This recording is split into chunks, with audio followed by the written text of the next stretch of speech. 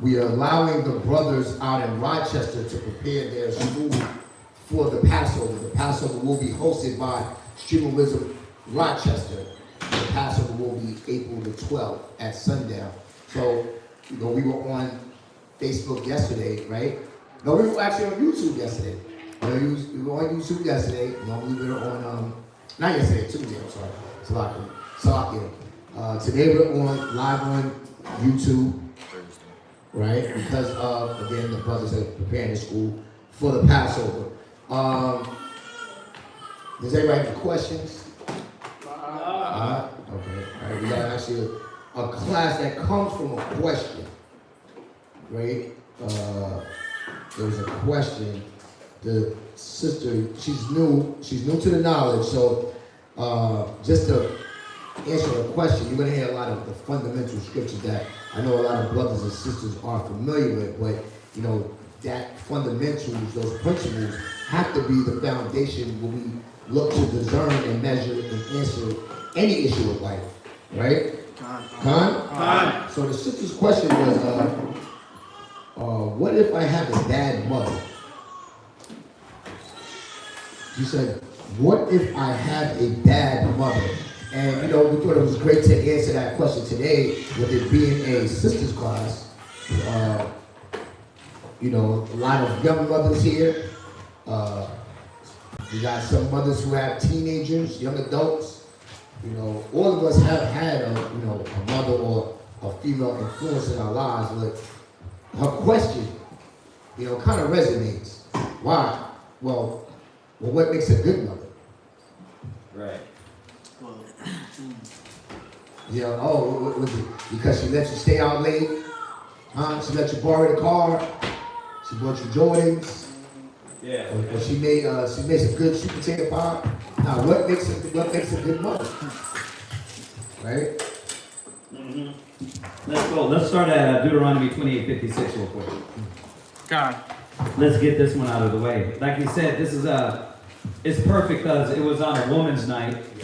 Not saying that brothers ain't gonna get something from this, because what brothers are supposed to be getting from these classes, how we deal with the topic when it comes to women or sisters, how we approach the subject, what scriptures we constantly hit over and remind them of.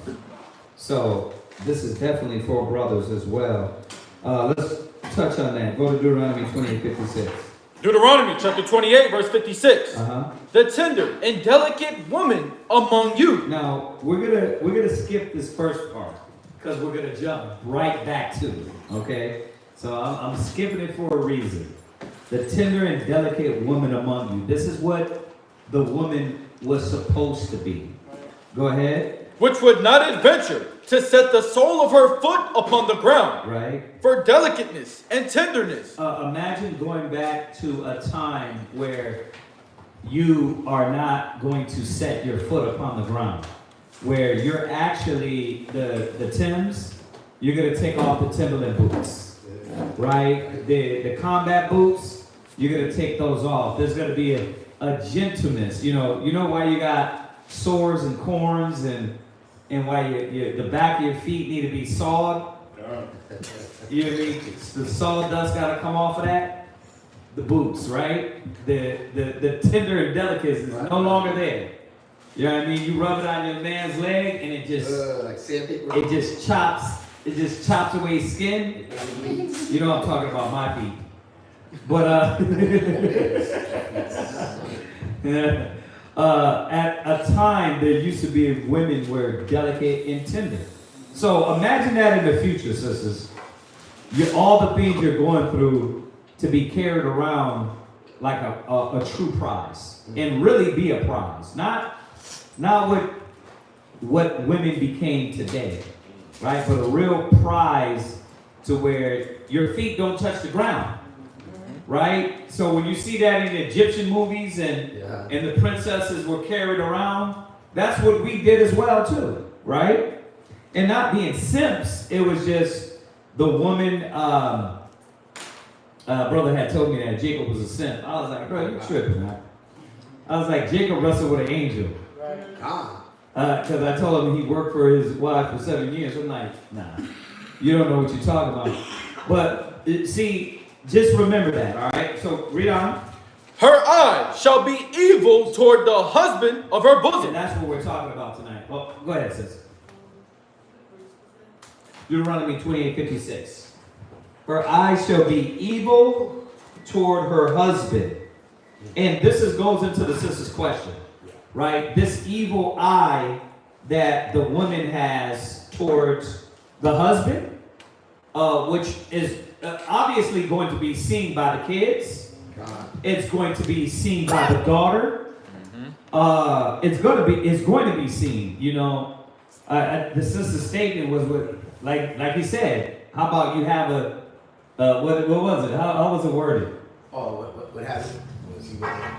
I mean, be real with it. I mean, you don't have to do the cursing, but be real with it. What was she saying? What do you do if you have an evil, hateful mother? Right, you gotta be really for real to say something like that. You know, so that shows you that her mom, even with them not having the full truth, her not having the full truth, like she was able to see that. Right. That where her mom was. Yes. Right? Yeah. And a lot of women and a lot of men don't want to see that. Because men put a lot of that up on the pedestal because the woman took over the duty of the man. So what do you have? You have the men like they can't see no evil. They don't see no evil. Mama didn't do nothing wrong. You know what I mean? Even though mama was hoeing, even though mama was bringing men through, listen, mama worked hard. So that was a good mother to them. Right? That was good, right? That's what makes a woman good, right? No. That's why Christ said none is good. That's why he said none is good, because your value system of what is good is very, very low. It has no integrity and standard behind it. Does that mean you go out and tell your mama she was a hoe? No. You still got to honor thy mother and thy father. You still got to know, and this is what we're trying to show the sister with this topic. You still have to show respect. You still have to rise above that madness. You have to. Right? So check this out. Her eyes shall be evil toward her who? The husband of her bosom. Okay, which is that already is destroying the structure of the house. Right? Because if there's no order, if she's always side-eyeing her husband and always questioning her husband, you know, y'all know the game I like to play. I say apple and you say what? Banana. Banana. What do you say, sister? Great, exactly. I say up and the woman says what? Sideways, right? Right, exactly, right? We know that when you're constantly doing this with your husband, where everything he comes with, you always got a better idea and you never see it his way. The daughters and the sons see that, right? But this is deep because she got it. Her eye is evil. So her intentions in itself, I looked up, I chat GPT. I wasn't even going to bring this part out, but check this out. It gave a real good definition of evil eye. And evil eye here does not refer to a mystical curse or as in a cultural superstition, but rather describes an attitude of selfishness, cruelty, and the lack of compassion. I was like, okay. The definition was like just on point. I like that. The passage speaks of extreme hardship. Oh, right, then it goes in. But that part right there about the evil eye, once again, selfishness, cruelty, lack of compassion. So remember, this is a curse, right? Go back, and this is, I know y'all know this, but the sister that's asking the question, let's go back to Deuteronomy 28, verse 15 real quick. Jump up to Deuteronomy 28, 15. I say go back because we live there, right? Deuteronomy 28, 15, come on. Deuteronomy 28, verse 15. But it shall come to pass, if thou wilt not hearken unto the voice of the Lord thy God, So we have to understand the reason is like this, Black, Hispanic, Native American women. The reason is like this, brothers, is because we disobeyed. We didn't follow. You see that? So there's gotta be some type of awareness of that. Or else I can't, I'm thinking I'm better than you. Right? I gotta know, like when we come into the truth, do we all of a sudden just like, next you know, we're floating on cloud nine, our halos over our head, our white robe is ready in the kingdom? No. If you don't thought that, it doesn't work like that. We still have to look at our people with compassion. So just because you're awoke on some level, and I like to take it to karate belts, you're an orange belt and they're a white belt. You ain't even a black belt yet. But they're a white belt and you're just an orange and you're like, my kung fu is better than theirs. You're still working to that level. So this has got to be shown to the sister too that unfortunately her mom is ignorant as hell. Her mom is ignorant. She don't know. Nobody sat here and taught her the scriptures, and nobody walked her through this. It's important to tell her that because you won't know how to forgive, you won't know how to let go, you'll hold a grudge, which is against the scriptures. You won't see what your job is to do when it comes to this knowledge. You won't see that. It'll just be like, yeah, she's evil. Okay, but where are you at now? So these things got to be reminded to our people all the time that our people are ignorant. They don't understand. You were ignorant. You didn't understand, but look at you now, right? You're getting better little by little, right? The Most High gave us all that chance. See? So even the most disgruntled person, the most stiff-necked people can get back into this mercy and fall into it. Can we not? Can we not? Yeah, because Israel's stubborn as hell, right? As a nation. So remember, it's a curse. This is a punishment on us because we disobeyed the commandments of the Most High. Go ahead. To observe, to do all his commandments and his statutes, which I command thee this day, that all these curses shall come upon thee. This evil eye is a curse. To be selfish, cruel, and lack of compassion, that's a curse. Like that ain't, but you got to identify that as a curse, and you got to come out of this, that's just how I grew up. Right. That way you don't take it personal. There you go. Yeah. You don't take it personal, but you don't start adapting to these things and making these things become part of you. Yeah. That's why I was bringing that point out, is because a lot of sisters, what? Well, that's just how I am. Nah, you weren't created cruel. You weren't created that way. You learn these things over time. So we got to remind the sister that her mom has this spirit on her from when? What did her mom do? Right? What did her mom teach her? So that's what the evil eye is talking about. It's a curse, right? So jump back. Her eye shall be what? Her eye shall be evil toward the husband of her bosom, right? And toward her son, right? She doesn't have any compassion towards him, especially when she looks at him. She looks at him. He looks like he reminds that situation. Reminds that you gave up the poom poom and you really didn't think through it, and you laid with this man, and now you have a baby. And he's not around. He's not giving any child support. He's not there. And now when you talk to that child, you remember what? Daddy. So now you're evil to that son. Right? And read on. And toward her daughter. And the daughter, the same thing. Right? The same thing. The resentment from sitting and being with this man, it goes right on the children. That's the curse. So that's not an independent black woman. Let's check that off your list. So that makes you independent. That makes you strong. That's not strength. That's a damn animal. God. That's a beast. That's worse than an animal. Okay. Right? To be like this is worse than an animal. And that's what you have to see about a lot of blacks, Hispanics, and Native American women. They learned that from their bitter ass mama. They learned that. What you had? Shabbat. Oh, I'm sorry. Somebody. Yeah. I had a precept, sir. Right with us. Let me get these out. All right. Go from there. Go to 11. You already got it. You're probably already there. Yeah. Lamentations. Lamentations chapter 4 and verse 3. Right. We're already there. Come. Right. Lamentations 4 and 3. And then we're gonna go to Job 39.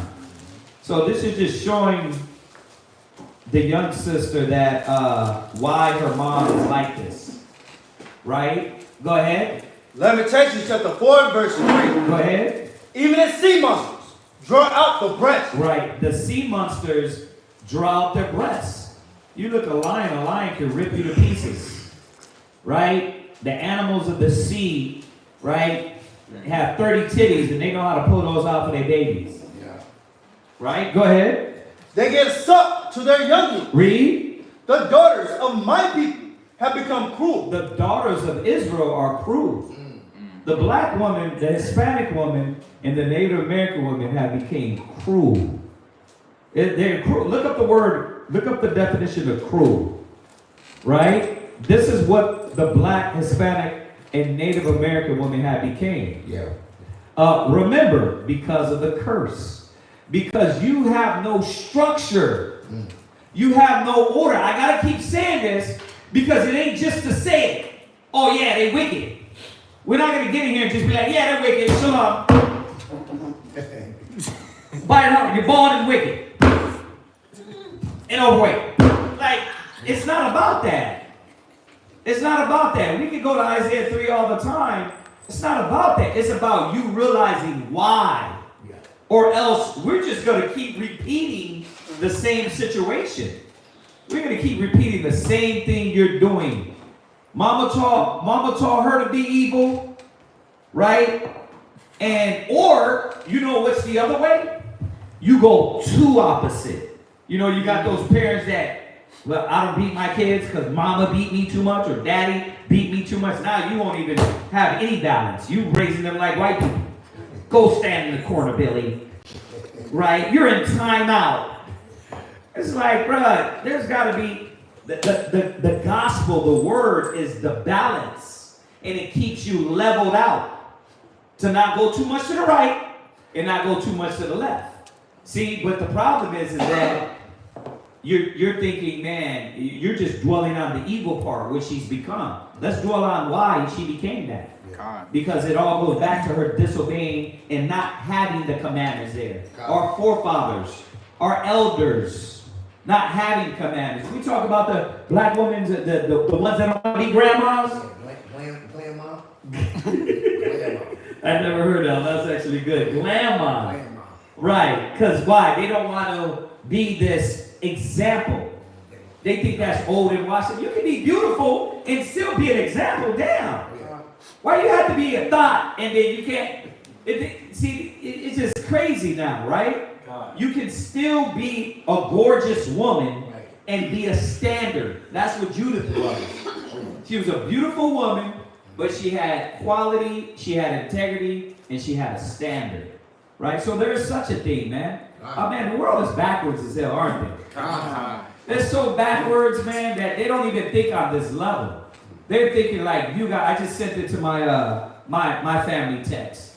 It was a little Asian chick on a World Star talking about how, you know, her having trains ran on her kind of didn't really, you know, she wants to do one-on-ones because, you know, there's no passion in the trains.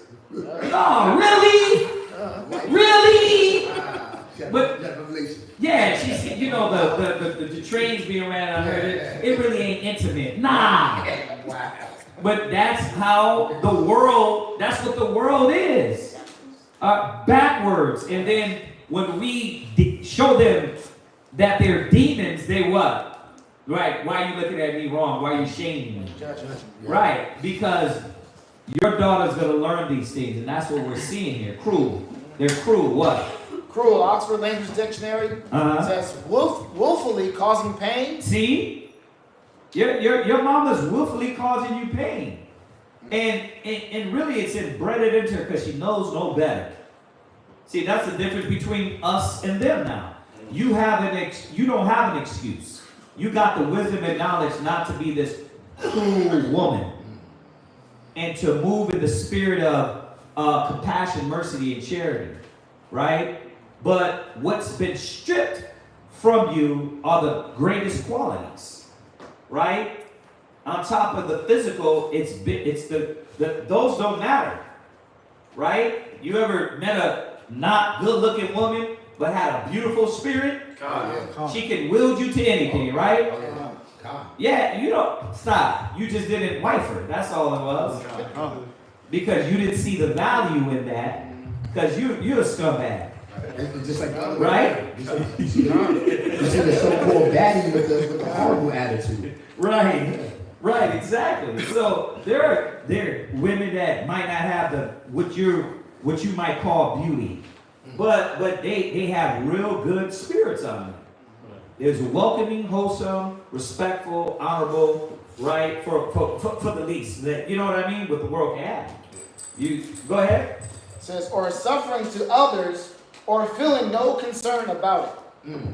Check that. Damn.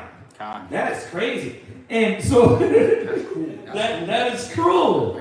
Right. So it says, read that again. But what? The daughters of my people has become cruel. See, the black, Hispanic, and Native American woman. And I was talking about this with somebody the other day. Look at the tribe sign. Who's at the head? When Judah is cruel, you guys walk around like your pee-pee is big. I seen these chicks in the store. They was moving like they was hung. They was moving around like, yeah, nigga, step off the way, like, you know what I mean? You know how a man they got it's like, I'm like, damn. I'm like, you ain't got no. And the other tribes they ain't no better, but the black woman just knows how to do it. She knows how to really do it, right? You talk about being cruel. You talk about being cruel to a man or to the children. Y'all seen it in the malls, right? In the supermarket. You got family members doing it. Yeah. I mean, you're using words. I'll be like, damn, you're talking to your children the same way you would talk to somebody that you hate. Like, shut up, go, be quiet. Like, the way that they talk, and it's the spirit behind it. There's no gentleness, there's no kindness. It's like, damn, do you really hate them or you love them? Are your children a blessing or you look at them as a curse? Well, that is the curse mindset as we're going over right now. It is a curse because a lot of these things been thrown in their hand. That's why a lot of women get all angry. They're angry all the time. They're not walking around like we know the scriptures, children is a blessing. You walking around like, come on, little nigga, let's go. You're like I wish I would have had your ass anyway. You're a waste of time, you're a waste of spirit. That's the spirit that comes off. It's cruel, and it shows forth on how they deal with each other, and how they deal with their husband, they deal with their sons, they deal with their daughters. So it says, the daughter of my people are cruel. Go ahead. Like the ostrich in the wilderness. So it's telling us about the ostrich, right? You know, we don't need to go to the History Channel right now. It's going to tell us. Go to Job 39. We don't need to go to natural, what is it? Yeah. National Geographic, right? We don't need to go there. It's going to tell us in Job 39 about this ostrich, right? What about them? Go ahead. Job chapter 39, verse 13. Go ahead. Givest thou the goodly wings unto the peacock, right? Or wings and feathers unto the ostrich. Right, so it's going to go into this ostrich mind state, right? This animal mind state. Remember, an ostrich is not a human. He's likening the Israelite woman to an ostrich, right? Which is a beast, y'all. First and foremost, right? Go ahead. Which leaveth her eggs in the earth. So she doesn't have any mindfulness or awareness. Where the baby's at. That's why, hold that, go to Ecclesiastes 30, Yeah, I already knew it was going to happen. That's why I didn't throw it in there. Go to Ecclesiastes 30. Go to Ecclesiastes 30. A child. It is verse 8. God. Yep. Go ahead. Ecclesiastes chapter 30 verse 8. Go ahead. A horse not broken becometh headstrong. Go ahead. And a child left to himself. Any what? A child left to himself. Any what? A child left to himself. So animals are to where there's no, well, the ostriches, there's no awareness. You're dropping your eggs into the ground. You leave your eggs into the earth, right? You're thinking, oh, this is where it's gonna be safe. But remember, this is an animal, got no wisdom, right? Go ahead. A child left to himself will be willful. You leave these children alone and you don't pay no attention to them. You're not reminding yourself that you too can't raise your kid, right? Little Mika and Blimpy can't raise your kid. Blimpy can't raise your kid. Mika can't raise your kid. Nah, ain't Barney. It's Blimpy, Mika, and who was the other one? Nicky Vlad. Miss who? Miss Rachel. And who? My nephew watched Nicky and Vlad. Oh yeah? Nicky and Vlad, something like that. Right. But that's what raises them. And then you start to see their personality change, and you're like, where do you get this from? Where do you get this from? Everything they're doing on TV changes their personality, right? And then you start seeing these things. You leave them to that thing, and you don't recognize. Now, we know they're going to watch it, but there's got to be some awareness to where you're not just leaving your eggs and not knowing what they're involved with, and then not coming back. Because what I realize is we're not going to stop the filth.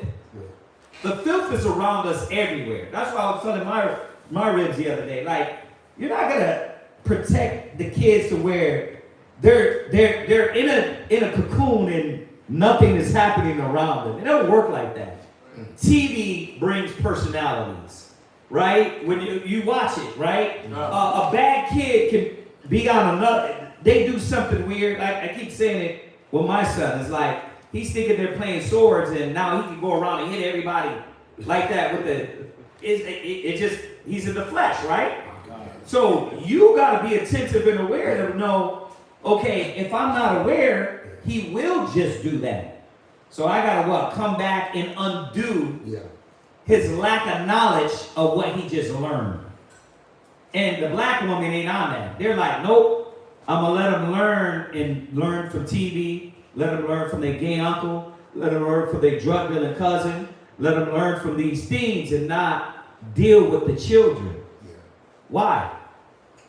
Because it's a curse. If you're cursed, then what your kids gonna be? Cursed. They're gonna be what? Cursed. They're gonna be cursed.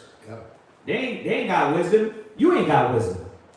See, so the ostrich is like an animal. The Most High is referring to the black, Hispanic, and Native woman too. He's like, look, you're just like this ostrich. You was gonna say? It made me just reflect even watching some of my relatives, how they grew up, thinking about like this ostrich, they just leave the kids anywhere. Yeah. I remember they would leave, this was something common in the black Hispanic neighborhood. You leave the young kids under the supervision of an older kid, a child, like a literal child, had this child, because of showing you that they can guide that younger child in the wisdom, right? I'm just thinking about how, I got a younger cousin that has feminine tendencies. He's not gay, but who raised him? Who was there? Mommy and daddy were in the house though, literally in the house, but they were in their room. They were in their room, and it was always older sister that had to raise the other two siblings. And you look at them now, it's like, wow, it has to do with that reflection of that older sister not having the wisdom, not having the knowledge to guide. But the parents is being negligent. Just dropping them there and they're having fun, living their life. Now that the child is left to do the duties of parents. Yeah. The child is at, she was like 11 years old raising them. Like she's got to understand how to nurture Nah, they just sitting there learning from TV. How many of us thought kids was going to be actual work? No. Not, you didn't know your kids was going to be work. You thought you had to go to work, buy Pampers, make sure they eat. You didn't think there was going to be actual, I got to sit there, get in this child's mind, mold them, mold their personality, watch out for their personality and what bad traits you're picking up. Nobody in here thought that. And creating a hedge. Yeah, creating a hedge around your kid. You didn't think that. You thought what the white man told you and what your mama told you, which was what? Give them Pampers, give them food, right? Be there when they're needed. That is a father and a mother. Catch the ball with them, right? What? So like what you're saying is kind of like I don't know, like the movie Fences with Denzel Washington. Because he thought like that's what he was doing, that's what he was supposed to do. He brought these children in this world, and he just raised them the best way he knew how by just providing for them. Right. Not like coaching or training his children up.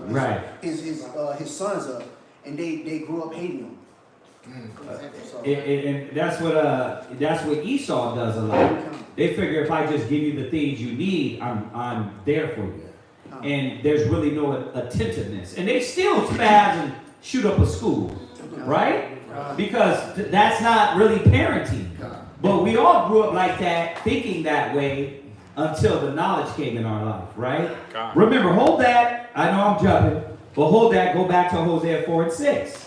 And then we're going to come back through these real quick. Go, somebody give me Hosea 4 and 6. Somebody else that not holding anything. Hosea 4 and 6. All right, Hosea 4 and 6 real quick. Just a reminder. And once again, y'all, the sister, what is it, your cousin? His family member wanted this. So I know y'all know a lot of these scriptures, but we gotta go over them for them. And it's a reminder to you sisters what spirit not to be in as we go through this. Go ahead, read that. Hosea 4 and 6. Hosea chapter 4 verse 6. My people are destroyed for lack of knowledge. They just don't have the knowledge. So please don't act like you knew or we knew. We're barely learning now, even in the truth. You don't see how you act in front of your kids to your husband. You still act. It's not molded yet. It's still not refined to its best ability, right? You're still making those mistakes because we're destroyed for the knowledge of how to do it. So it's just constant learning and relearning and constant affirming what the will of the Father is. You know what they say in the world? Being a parent doesn't come with a structure manual. Right. But it does, though. But it does. It does. And it's literally probably in everybody's house. Yeah, exactly. What's the instruction manual? It's the scriptures. Right. And we were never taught to go to the scriptures to train up a child. A lot of people, they quote that scripture, train up a child, but then what does train up a child mean? It means 24/7. That means put them on the football, be the coach in the football, right. Coach dad, coach mom. Because that's what Christianity and the white man taught us how to be, right? We're destroyed for this knowledge. We don't know, right? Go ahead. Because thou hast rejected knowledge. And this is where we want to stop. We got to stop rejecting the knowledge. So if you know your mama's off, if you know your family members off, well then you got to say, damn, why? Oh, they're off because they reject the knowledge of the Most High. They don't want to hear the word. That's why they're evil. That's why they're out of the spirit. Go ahead. I will also reject thee. And continually, we will be rejected by the Father. Right? You will be rejected by the Father. Right? If you do not apply this in your house and in your life, you are not bulletproof. I'm not bulletproof. We can know the truth and only apply a little bit of it, and what we don't apply, that's where we would be bad at. That's everything, right? If you're like, well, yeah, I wore my fringes, but you're still eating pork, then what's going to happen? Your body's going to be affected by that, and the Most High is going to show you, oh, you keep breaking my law by eating the wrong thing. Same thing with the kids. Oh, you got the pork down, you got your fridges, you got your beard, but you're not a good parent like I told you to be. And therefore, all this is good, but you look at their kids and you're like, but you're not good here. That's what it means, destroy for the lack of knowledge. And then we get stubborn in it, and we think what? Oh, you got your way, brother, I got my way. There's only one way, brother. Jesus is the way. Right? That's the way. There's only one way. It ain't my method and your method. The only time that comes down is to like you like noodles and I don't like noodles. But otherwise, there ain't no method, your method and my method. We're applying all the same method. Right? This is how you go about to do it. And then we know that has to be with balance, right? So we're destroyed from the lack of knowledge. All right, jump back where you were. Where you at? Lamentations chapter 4, verse 3. Right. Go ahead. Finish that. Oh, no. We're in the Job now. So you're good with Lamentations 4. Let's finish this ostrich parable. Right? You're in verse 14. Go ahead. Which leaveth her eggs in the earth. Right. And warmeth them in dust. Right. And forgetteth that the foot may crush them. Yeah, you're forgetful. Like you forgot you had a kid. That if you keep bringing any random dude through the house, your child is going to see that. Your daughter will see that. Mama's a hoe, and she will start what? Adapting to your hoism. Yeah. Right? Or you forget, again, just because they're in the house and they're not outside and there's no predators around them, they're safe watching TV. You forget that that's a predator in itself. Yeah. What did you learn about sexual nature? Mm-hmm. Right? You forget that all of this coming out about Disney and all their subliminal messages. Right. But you got them in a room or downstairs or somewhere where you're not even listening to what they're listening to.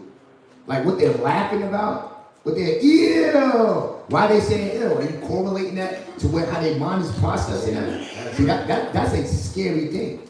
That's a scary thing because then that's turns it matures to what? To more wickedness. Yeah. So it takes a very keen eye watching out for your flock, which is your children, right? You have to be keen to know what is going on around you. It has to be a constant job, and it is a damn job. It's so much a job. If I would have knew it was like this to this level, if I could have only knew, when I was younger, I would have waited till 30. I would have waited till 30. I would have waited till I got older to be able to deal with them and say, you know what? Now I got a little bit more under my belt, as opposed to you having them at 18 and 19 and thinking you're a good parent and you're not. You're not. Go ahead. Or that the wild beast may break them. Right, and that's what happens. Who attacks them? Everything in the world. Because you don't understand, it takes a keen supervision for your kids. So you got to think about it. If your mom's destroyed from the lack of knowledge, she didn't know this. She didn't know how to really watch out for your soul. She didn't really know how to look out for your spirit. She just did the best she can through ignorance. And look at that. Look how that sounds. She did the best she can through ignorance. This is what happens when we don't got the Most High. Like we walk blindly in everything, right? Go ahead. She is hardened against her young ones. She is what? Hardened against her young ones. Remember that cruel? She is hardened against her young ones. When you think hardened, remember we looked up the word cruel. When you think hardened, why do you think that spirit, like when the black woman, Hispanic woman, Native American woman deal with their kids, why it's really with that? It's like anger behind what they do. Why? What made you so angry? Right? What is it? The father. What else? What makes women so angry to where they have that evil eye towards their kids? What is it? What? You don't know how to handle the firm side like a dude. There you go. Without coming off angry. Amen. That's one of these videos you see now on World Star. Y'all seen the last one where the woman comes in and she's like punching on her son and she's like trying to get him to man up. Like her idea of what man up is something physical, something verbally abusive. Like that's not how men deal. We don't. The men of wisdom. That's not how men of wisdom deal. Right? We deal with what? I'm not having a fight with my son. Yeah, come on. Beating them up like we in the streets. Right, we hard. Yeah, come on. But the problem is this, that we don't know no other way. So then you're reaching into every other thing to do it. But what you said there was so on point. I'm glad you didn't repeat nothing I had said earlier. You hit something right on point, that they're trying to pull themselves into an office that nature-wise they don't have. And what is that showing the women? What is that supposed to show the women? You need your husband. You need your man. It wasn't meant to be done by yourself. It wasn't meant to be done by yourself. And know this, if you try to run from that tutelage, your children are always going to lack that. So if you think, well, they're bad now, one parent raising them is worse. Right? And a lot of us have to deal with this. One parent's going back and forth. Right? Some of us are blessed not to. Some of us are blessed, not blessed to where we got to what? Send them right back to baby mama. You got to send them right back to baby daddy. Right? And it depends on who got the truth. And that's a damn struggle, ain't it? See? But that's because we rejected knowledge. So as we go over this is just not a knowledge class. It's about like, damn, I got to stop doing the stupid. Right? What's up, Ariana? This is Chat GBT. For the she is hardened against her young ones. The psychological sense. This one was kind of deep. It says the psychological sense. This could relate to an emotional attachment, neglect, or even abusive behavior. Right. Abuse of the emotion, neglect. But why is she neglecting? Where was she neglected? Right? Where a parent becomes unresponsive to the needs of the suffering of their children. Oh, wow. Unresponsive to the needs of suffering. See, this is why, and this is not a shot at somebody. Nobody. It's not a shot at somebody. It's a shot at all of us. When you have kids back to back to back, it's hard for you to be attentive to what a lot of these kids need. Especially if you're not spiritually aware. You're just going to be like, there's the ones that are going to be just caught up in the mix. And you're like, damn, what's up with this one? What's up with that one? Right? I'm going to say it again. We got the last one in our age, right? And you got to be like on every damn thing, bro. If you slack, this guy's he's picking up everything, every bad, and he's just exemplifying it to a whole nother level. Right? So you got to be what? You got to be on top of him, or he's going to be wild. Right? I was going to say loony. But he's going to be wild because why? He's extreme. Right? And that's one. Imagine if I had 6 of those, right, back to back to back, and I wasn't aware. What happens? You got serial killers living among you. You got thugs living among you. Why? Because if you're not on top of it. But we got the truth. Right? So what I'm saying is this. All things are possible. Now you got to work harder. Right? You got to work harder. Well, I got to be at home with the kids. You chose that, but now what lacks when you have nothing but kids? Right? You can't do nothing for the Most High in Christ. See, so what are you going to do? You just going to have babies? Because it's a lot of work. It ain't like the world. We just pop out babies and they take care of themselves. Right? We can't like the nation to be like, oh, that's just the middle child. That's middle child syndrome. Like, nah, that's neglect. Like, it was something lacking there. Like you maybe did for the older, you maybe did for the younger, but then, like you said, when you had that emotional, and even thinking about the question from the person, when you look at, it's 3 of them, the other 2 got more than the older. Right. And there was a neglect there with the old. Uh-huh. But you're like, oh, well, I was there, I was in the house, you know, I put you through school, you never lacked anything. Yes, I did. I lacked nurture, emotional support, Yeah. you know, guidance, you know, wisdom. You didn't give me that, Mom. Yeah. Which was gonna say that. You sure? Okay, my bad. That's real though. This is real because like the Most High has given us the knowledge and we fell so far from that knowledge. That's why our kids are going through the suffering and the pain. Right? Well, you got any more on that? Okay, what? Come on, bring it to the point. The other part was, it says the phrase, she is hardened against her little ones refers to a lack of natural affection, compassion, or care that a mother is expected and to have. we're gonna get there. We're gonna get to that point. All right, that's good. I don't want you to give a lot of it away. Let's go into that. All right, go finish the Job. Go ahead. Verse 16. She is hardened. She is hardened against her young ones. Go ahead. As though they were not hers. See? What did he say earlier? Which we all know. I hope this ain't something new. That when we see our young sisters in the wild, right, out there dealing with their kids, what do you see? You see a lot of the damn, why are you treating them like that? Is that your kid or a grown-ass man? Or grown-ass person? Every N-word, I'm like, whoa. Yeah, bro, it's bad. And not only that, if you think, well, she's not yelling at him, mom got on tights all the way up to her forehead, and then the daughter got on tights too, and it's like you're two peas in a pod. Is that neglect? Well, not to them. They think, oh, we're good. We have a good relationship. I'm a hoe and she's a hoe too. Best friends. We're best friends.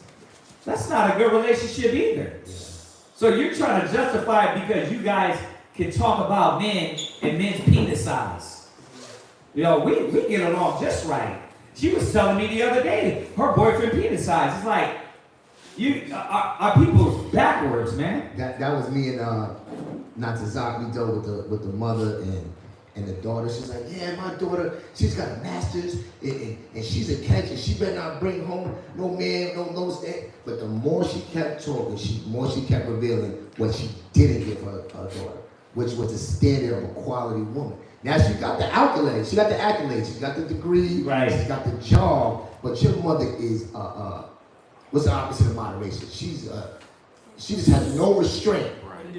She's indiscreet. Yeah. Like she's just very vocal with her speech, and her daughter's just sitting there. Now she's a grown woman, but imagine when she opens up, there's gonna be no discretion in her speech, right? Because her mom is. Remember, she was talking about how I raised the star. She was going in, and it was just like, no. Damn. I can see why she's 30 and single.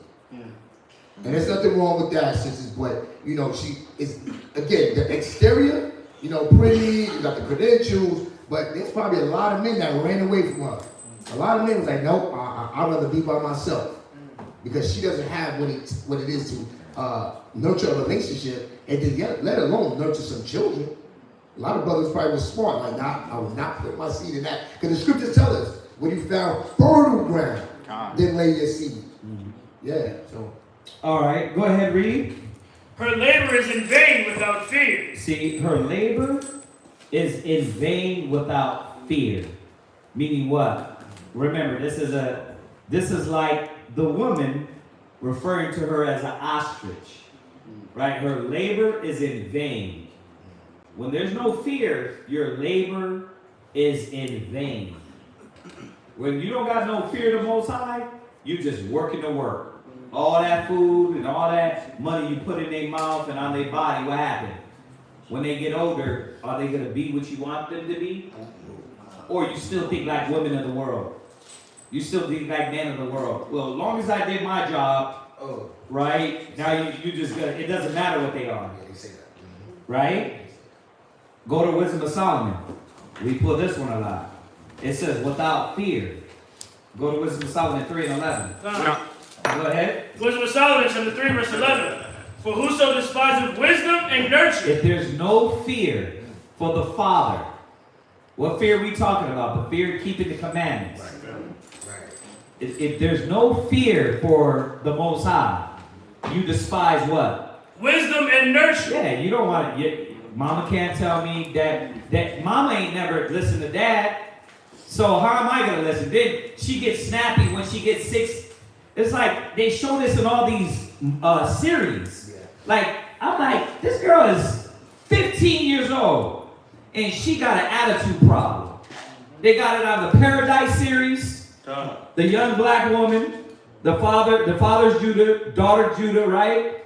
And her daughter's young as hell, and it's okay for her to have an attitude, right? And then they got it on the other. They just dropped that movie with Jamie Foxx. His daughter had this grown-up attitude. Jamie Foxx and Cameron Diaz. I forgot the name of it. Right. And those are just two. Like if you just go through the series, your series, look at what they teach the daughters and the young people to be. Oh, yeah. Disgruntled, out of order, right? Not that outspoken is wrong, but disrespectfully outspoken, right? To where they're defiant. And that's okay with Americans. And until what? Until they go do something off, and then it's throw them in prison or shoot them or kill them, right? Because you despise wisdom and nurture. Remember, not ours, right? But the Most High's wisdom and nurture. Because really, what's going to nurture you? The guidance of the Word. Go ahead. He is miserable. He is what? Miserable. And then when you go look back at the kids, you're like, damn, he became a damn fag. Right? She became a lesbian. Or she's trisexual. Right? Well, I don't even want to have kids. Right. There you go. Because of the example that my mother showed me. Yeah.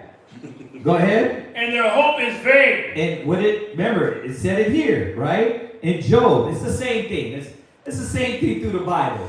People that don't want to fear the Most High, their hope is vain. Right?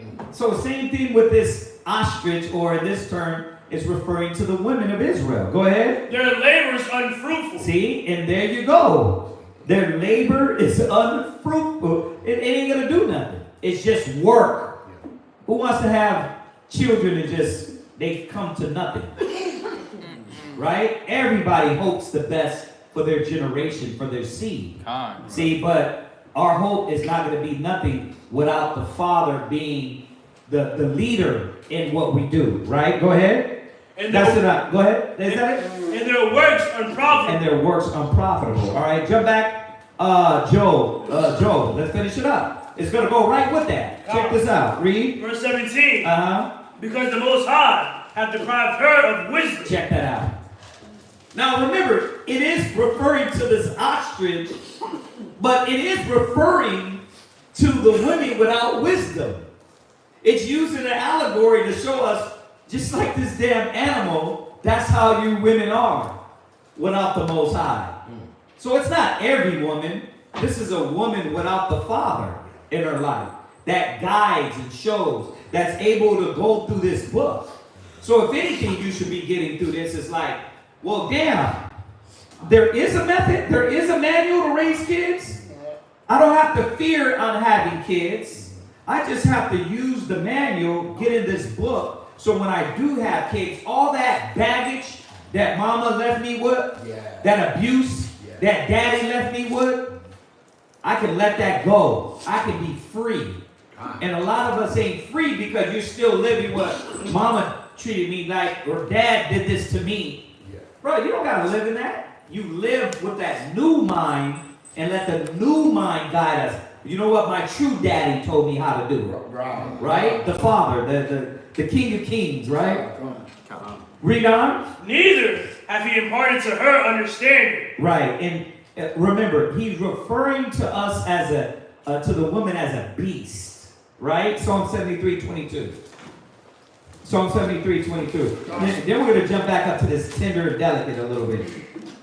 Go ahead. Psalm chapter 73 and verse 22. Go ahead. So foolish was I and ignorant. I was as a beast before thee. Yeah, even the men. This is David saying, us without the wisdom, we're like animals. So you can see the allegory of the ostrich. It's not far-fetched. The Most High is just showing that how we're no different than animals without the wisdom of the Most High. She's no different. Right. And all those characteristics, do they not fit? How hard, how they're cruel, how they're unattentive, right? What's up? It's definition of ignorant. Lacking knowledge or awareness in general. There you go. Uneducated or unsophisticated. There you go. So no matter how many red bottoms she's got in her closet, no matter how many trips around the world she's been on, if your mother wasn't raised with this knowledge, right. If she didn't have no fear for the Most High and established her parenting with this, then she was unsophisticated. She was ignorant, so she couldn't give you this. You got to see it, and I like how you started it here. It now takes it away from being like this. I hate my mom thing instead of saying, wow, I should hate the fact that we were told to establish to be a parent. This is the book that you need to go to. There you go. Yeah, because if we don't understand it that way, then we won't forgive our parents. Then we'll break the commandment: honor thy father and thy mother. We'll break that. Now, once again, you hear me say this a lot. Yeah, my mom is not all there. My dad's passed away, but my mom is not there spiritually. But I give her respect, keep my distance. We speak, we talk. I know if she's speaking out of the oracles of the Most High, it's just a conversation. You know what I mean? I'm not. You don't have to disrespect your parents. You don't gotta do that. That's what this is not about. You gotta understand. They're just ignorant. They don't know. Father, forgive them, for they know not what they do. Right? All right, check this out. So go to Deuteronomy 28:56. I said we were going to jump back on that first part. Read that again. Deuteronomy chapter 28 and verse 56. Go ahead. The tender and delicate woman among you, right, which would not venture to set the sole of her foot upon the ground, right, for delicateness and tenderness. So what wisdom are they lacking that they were stripped from delicate and tenderness? Watch. Go to 2 Peter 1:7. What wisdom? Like, what teaches you how to be delicate? Like, because a lot of sisters, we went over it. You're rude. You're disrespectful. Right? A sister said something the other day. Maria was like, what the hell? Like, why would you? I'm like, the sister don't got no breaks. What are you talking about? She don't know how to properly speak. Why are you getting all bent out of shape? You got to know this. You know what I mean? She was going to deliver it. Like sisters deliver things, and this is what I keep reminding Shawasha and Shalamai. This is why you guys got to make sure you're gentle, kind, yes, handle the business, but the women, you don't know how to please, thank you, how to be gentle in certain areas. So I'm reminding them, you guys got to be on top of that because it's already given. You all got combat boots. You move like that, like your shoulders is wide. You know what I mean? You're like, so I got to remind them, like, if they don't teach the sisters that and constantly iron sharpeneth iron them in this gentleness, then like Shawashanam, they be focused, so they're direct. She don't understand that if she's too direct, that another sister that is not chiseled and refined will be manly and direct. Right? She's a watered down version. She's Asher. Like, I'm going to say it again.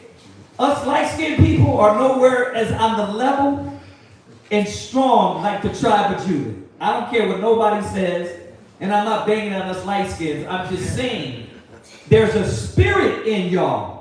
In the tribe of Judah. It's a spirit in the tribe of Judah. Like, remember that. So, and I'm not light-skinned hating. I'm just trying to show y'all that there's a strength that comes with y'all. I know I'm dialed back.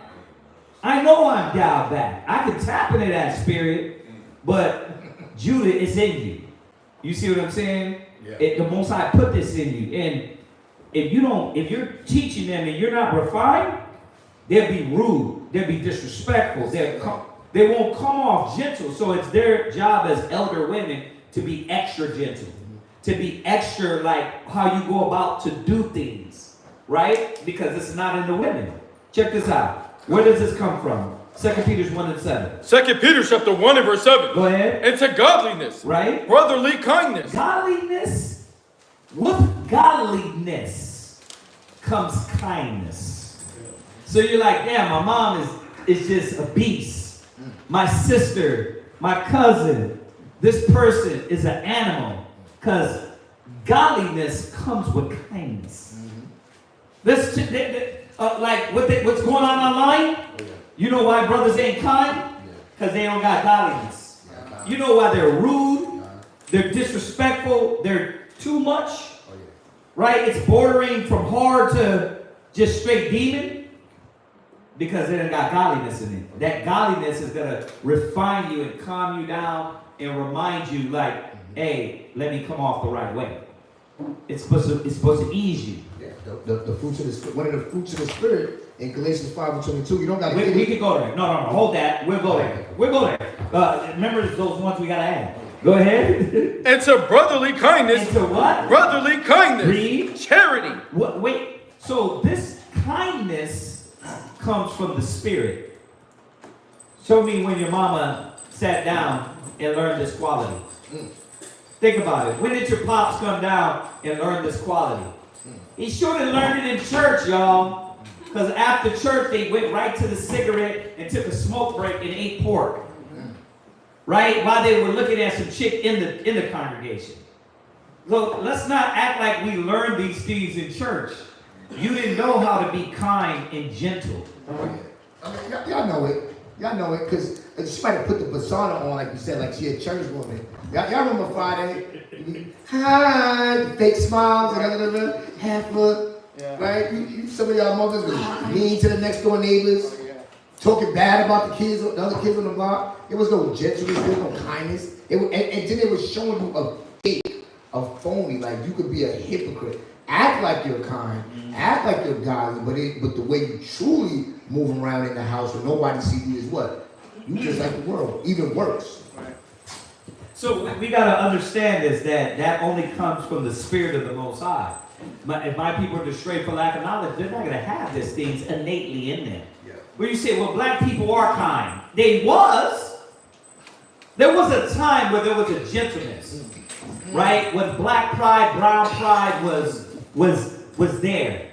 But when you started straightening that damn hair and coloring it blonde, and you wanted to be so much like the white woman and like the white man, that was gone. You wanted to be like the gangsters. They used to be talking about it down here. It used to be Southern hospitality. That used to be a thing. You used to come down south from up top, like, wow, it's different down here. Yeah. No, it's just like Harlem and Brooklyn. It's just like Compton. Rude. Yeah, disrespectful. No love. They working and they what? They make you feel like you never want to come in that job no more. Right. It's like, damn, what did I do to you, right? Jump to verse 5. Verse 5. So check this out. Godliness, the match is kindness. Right? What kindness is love, charity. Why wasn't this love and charity in these women? Why isn't this love and charity and kindness in the women? Because we rejected the knowledge, so that evil eye is there. So we got to understand this, man, more technical than just saying, oh yeah, this person is just wicked as hell. They might be, but why are they wicked? Why are we a wicked people now? Because we rejected the Most High. We don't follow the laws, statutes, commandments. Like the brother on the phone told me, what, the 10? Yes, the 10, brother. It's like, the 10? That was gonna fix it? Yes. Start from the damn 10. Excuse my language. Start from the 10. Like, he just didn't get it over the phone. He was like, so the 10 commandments is going to make it all better. Yes. It's called morality. It's called integrity. If you can't hold by just the 10, we can't even talk about where the 10 takes you. Right? It takes you into the quality and standard of a man and a woman of righteousness. Right? So yes, the 10. What you was going to say? Quick, Ariana. Oh, godliness and brotherly kindness? Yeah. It's defined as, it's in a way it's in living in a way that honors the Most High and demonstrates righteousness. Right. So the loving part, it becomes treating others with warmth, patience, and compassion. Right. So you're doing this not for self-righteousness, Right. but to demonstrate the power of the Most High through the love. Right. It's not a calculated thing. It's a natural thing. Like love. What I realize is it's like when you love somebody, you don't have to overthink it. Mm-hmm. A lot of us relearning love, we're having to overthink what you're doing and be conscious and aware that, damn, how I'm dealing with you. Even in that in itself, if I gotta constantly remind myself to how I'm dealing with you, the love is not there yet. Now, that's not wrong. It's just that we're relearning it. We're relearning it, so we gotta what? Constantly remind ourselves there. But that's crazy, right? You gotta remind yourself to love a brother, to love a sister, to love your kids. This is what happens without the Most High, man. It's crazy. Read verse 6. Verse 5? Verse 5, sorry.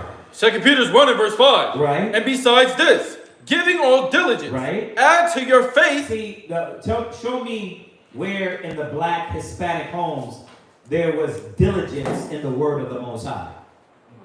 No. So Peter's reminding us that in diligence in the word, it adds to us these characteristics, these qualities.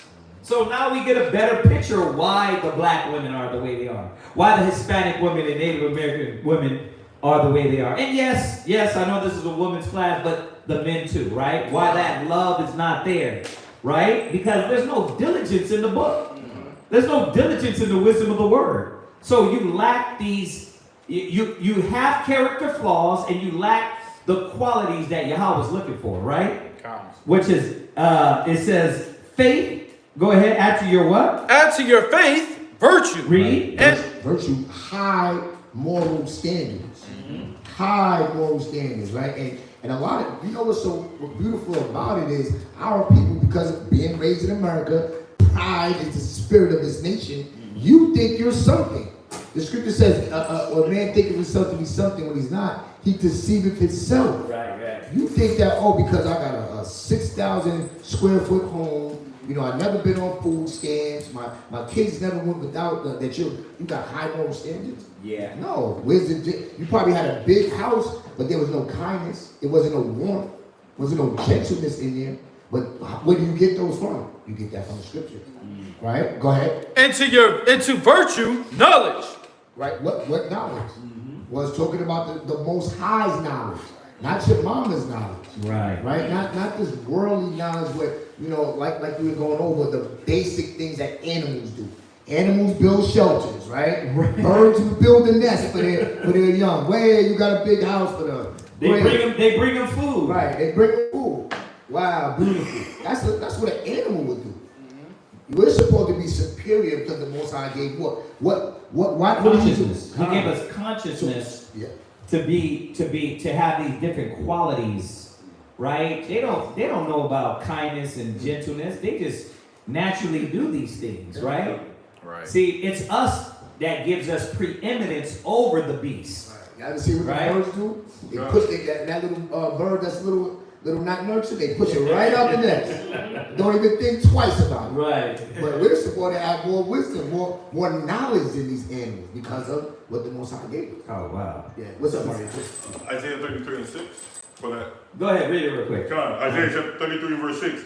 And wisdom and knowledge shall be the stability of thy time, and the strength of salvation. Right. The fear of the Lord is his treasure. Right. The basic, but it needs to constantly be reminded that the reason why we lack these virtues is because we don't have the fear of the Most High, right? No reverence for the Most High. Go ahead, read on. And to knowledge, temperance. And see, now look at these good qualities. And a hard woman lacks this. That's why you're angry all the time. You're always on your menstrual cycle. It's always something. It's always bitterness, right? It's like you got no temperance, no self-control, right? Yeah. Definition for temperance, it says moderation in action.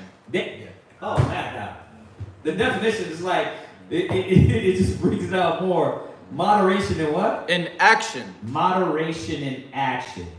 Like remember what I was saying earlier about not knowing when to go to the right hand, when to go to the left. God. Right? That's what temperance brings. Moderation in action. That is crazy. And that's the thing. You don't know when to pull back the damn belt. You beat them till they purple. God. Because you beating them with emotions. You crying beating them. Yeah. Right? You putting everything in them. God. Right? God. That's why you'll throw a steel toy at them. You'll throw something at them, split their head open. Right up front. High heel shoe. Ugh. Damn. God. You said what? I said a high heel shoe. A high heel shoe? Frying pan. Yeah, hit you with that high heel right in the damn head. Extension cord. Yeah, with extension cord. God. Hey, look, if it wasn't to the extreme, maybe what he experienced, it was to the other side where she was like, you know, I'm gonna let you do you. And you think that's love. You know what I mean? I'm gonna let you do you. That ain't love. What's love is properly guiding them and leading them with the wisdom of the Most High. I want to say it again, not for y'all, but for the new sister that's watching. Is like, do you think she got that? Do you think she got this word to be guided by her mom and said, hey, baby, sit down. Let me show you what it is to be a good mother. Be gentle. Be meek. Have temperance. Right? First of all, don't spread your legs to somebody you're going to resent your whole life and then hate the kids every time you see them because you had kids with them. Like, you look like your damn mama, you look like your damn daddy, you look like it's evilness, man. Right? Hold on, read. And to temperance, patience. Yeah, and the patience with them. Right? You got to damn yank their arm off the socket everywhere. Get your little ass over here. Did I tell you? They literally say, I'm fed up with you. Yeah. Like, yeah. Yeah, and well, you don't understand. You don't understand because you don't have to deal with them. Yeah, I don't lose my mind every time I got to damn deal with them. You know what I mean? I understand what we're dealing with, right? And that's where you see the lack of this in the women. And, you look at, once again, I said it the other day, they're rude. It's like just a rudeness behind the Black, Hispanic, and Native American woman where it's like, what's the word it used earlier? Did it use prestige or it used a different word to show like a quality, like a elegance. No, that was a word. I thought it was like an elegance. Like there's no elegance in our women. It's straight up blunt in the ear. You know what I mean? Razor cuts on the side. You know what I mean? Bullet wound going through the shoulder. You know what I mean? Yeah. You smoke the blunt and you burn it on yourself. Oh, wow. You know what I mean? There's no elegance and gentleness like it used to be. And even when they're even gorgeous, right? They still just rude and brutish, right? Because these qualities make us loving, kind, gentle, meek, right? Go ahead. And to patience, godliness. See, there you go again. Where do we want to be at? Where does this book, where does this life, right? Where should it be taking us? It should be taking us to godliness. See, but we don't put them together. We don't think that this is these virtues are godly. That's why we degrade them, we talk about them. You're stupid. If you're patient, you're dumb, right? If you're kind, right? It's like they demonize these qualities, right? So go from there, go to Colossians 3 and 12, and then we'll go to where you were talking about. Go ahead. Colossians chapter 3 and verse 12. Right. Put on therefore, as the elect of the Most High. Right. Holy and beloved. Right. Holy and beloved. So, I think these are right, like straight to the gut. Reminding sisters here, like what you're supposed to continually aspire to as a woman and as a man. What we're supposed to aspire to, right? As the elect. Go ahead. Bowels of mercy. You're supposed to be teaching your kid how to be merciful. You don't supposed to teach your kid how to be short and disrespectful and impatient and temperate, right? And unkind. And when you are rash and quick and just short with your kids, they will be the same way. Right? We know that because he came back and said, what is that? What is it? Ezekiel 16? Oh, 16. Did I even add it? 16 and 33, go there. 16 and 44. We're not going to get there anyway. Go ahead. Ezekiel chapter 16, verse 44. Go ahead. Behold, everyone that useth proverbs shall use his proverbs against thee. Go ahead. Saying, as is the mother, so is her daughter. So the question is, are you going to be like your mom?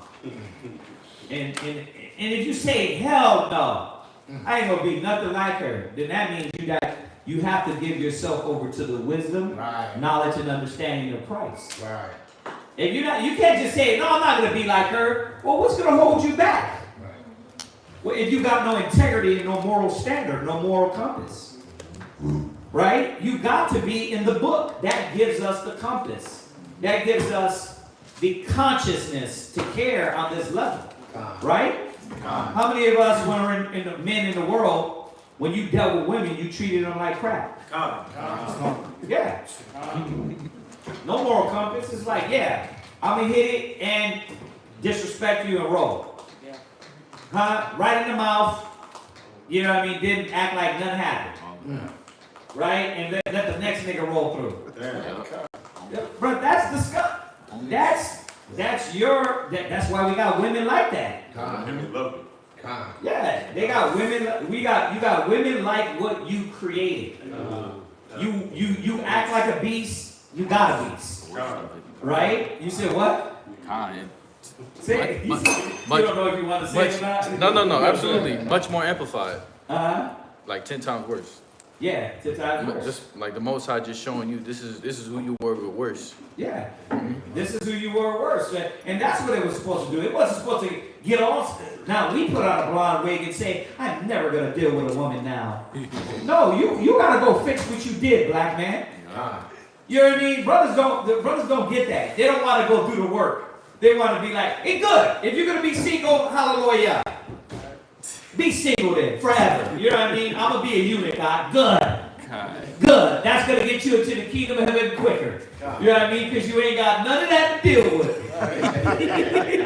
So don't act like, I ain't going to deal with women. But don't act like you weren't the problem. You're the main problem. Because it was all on your back and you failed, black man. You know what I mean? So in returning to the Most High, we do got to reestablish the house in balance, in wisdom, in understanding. It's on us. And guess what? While she's still rough around the edge and she's trying to step outside, you still got to be the guy that, not the other guy that punched her in her mouth, but the guy that talked to her. Not the other guy that just walks out and get a 40. Not the other guy that what? Go to the strip club, get a steak. The strip club got the best steaks. Right? You're like, I ain't got nothing to say. I'm going to get a good steak at the strip club. Right? You're like, that's how you're going to do it. That ain't going to solve your issues. Right? That ain't going to solve your problems. So it's I know this is a woman class, but it's our fault as men. So we as Hebrew Israelite men got to step up to the plate. Yeah, it's right. Brothers, I'm not going to turn this around, but brothers man, you created these demons, and you don't want to go put in the time and the work to undo. You rather just give up. Yeah, they wicked, they're off. Everybody got a job, but as the husband, so is the wife. If she's off, because you're off. And what? If she's so frustrated, then what you think you are? Right? So it's our job to do that. And I'm not joking about the eunuch. If they scared you from it, well then scare your ass into the truth deeper, right? Read on. Verse 45. Go ahead. Thou art thy mother's daughter. Right. You're your mother's daughter. Or not. Or not. Which one is it? You your mother's daughter? You're saying, man, my mom is off in outer space. She's wicked. she's evil, well then you got to do all in your power to differ from that, those characteristics. Go back to Colossians 3 and 12. Colossians 3 and 12. Put on therefore, as the elect of the Most High. So you got to come to being what the Most High called you to be, the elect. If you're saying you different, then be different. Different ain't what? Doing opposite of what your mom did and then being extreme with no discipline. Right? Being different is following your calling and following His word. Go ahead. Holy and beloved. Right, holy. Pure in the eyes of the Father. Right.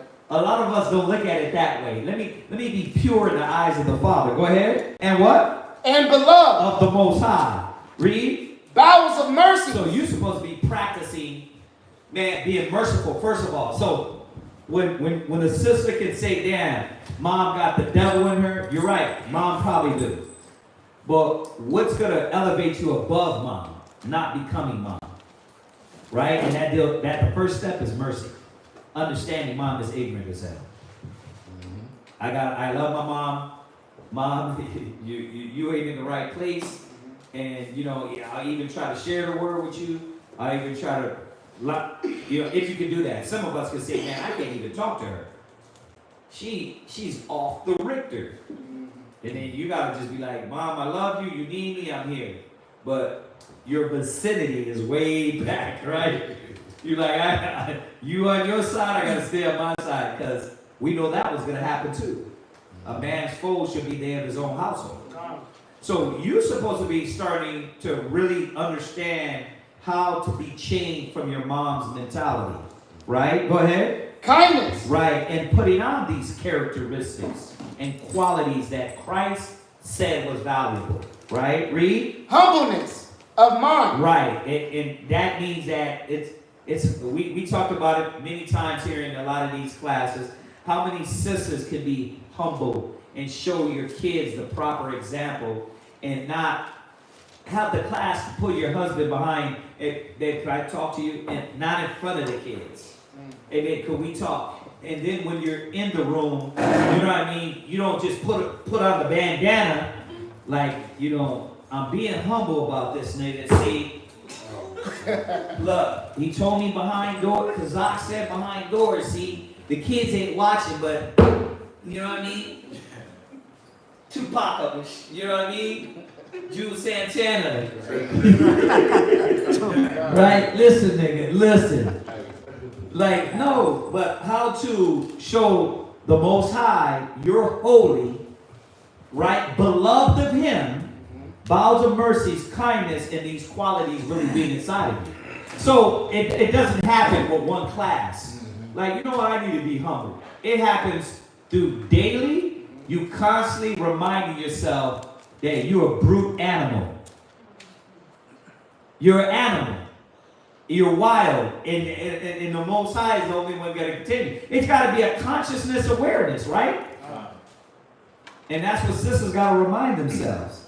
And it's not going to be no awareness unless you got godliness there. Right? Go ahead. Meekness. What? Meekness. Read. Long suffering.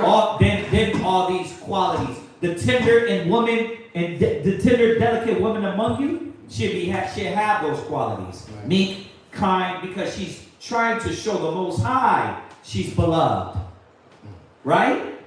She's trying to show the Most High, but you ain't trying to show the Father.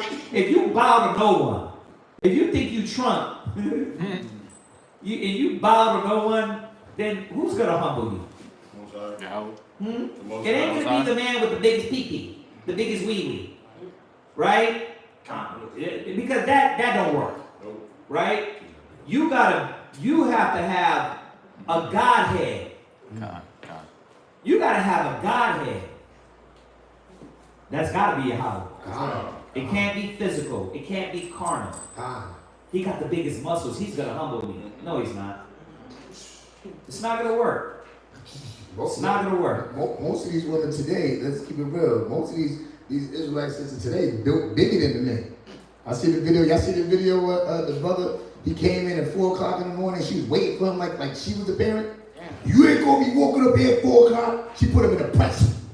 No, y'all laughing. She put him in a pretzel, The brother is saying, get off of me. Yeah. She about 265 pounds. He meeting his BMI. She ain't. You ain't got no wins over there. Get off. So, Put him in the full nuts. Oh my God. Israel's wild. Go ahead. Forbearing one another. See, and that's when the qualities of forbearing, and you can exemplify that to your kids in your house. But you gotta constantly fight for this standard and quality. Go ahead. And forgiving one another. See, so if you're like, man, mama is wicked, well then you gotta rise way above that. You gotta be like, man, dad, you know, brothers like, man, dad was hard. He used to beat my ass all the time. He didn't show no mercy. You gotta look at him and say, yeah, dad was a fool. Yeah. Dad didn't have it. You know, he tried, but I could see why he fell short. Because we rejected the Most High. You see how you gotta go there? No. If not, where else you gonna go? You gonna go there every time you see it, you look sick. You know what I mean? Like, dad, you disgusting nigga. You know what I mean? Right? You gotta let it all go, man. Forget the past and understand that you gotta move forward in the mind of the Most High. Go ahead. If any man have a quarrel against any, right? Even as Christ forgave you, also, so also do ye. I went here because when the topic came up, this is a very serious topic. When somebody says mom is wicked as hell, mom is off, how about mom is out of there? This has got to be the underlying thing we got to show our people. Father, forgive them for they know not what they do. That don't mean you got to let mom treat you anyway. You can keep your distance, but keep your respect. Right? You keep your distance. Like, sometimes that means that we know how it is, y'all. Certain family members you just can't deal with. And I'm going to respect you from way distant, right? I love you, but I'm going to love you from a phone call and that's it. Because you're too belligerent and niggerish to deal with. So I got to stay away from you because I can't let you harm me. I can't let you do me wrong like that, right? That's not acceptable either. So I just wanted to show her that. What's up? That goes with Matthew's, our Father prayer. Forgive us our debts as we forgive our debtors. Right. Because one of the things I know personally when I came in and I found out the truth, that like, dang, my whole upbringing, like you come home with that and you're angry at your parent because it's like you come home and you find out the truth. You're like, wait a minute, you lied my whole life into this adulthood. You lied and then you treated me wrong like you did. Like, yeah. If you don't let that go, you will mesh that together. And you'll hate and resent that person. Your own mama. Yeah. There's a lot of Hebrew Israelite brothers because they're not given the balance of the scriptures, right? They hate their parents. Like the scriptures say, hate thy mother. Like that's not what it's saying.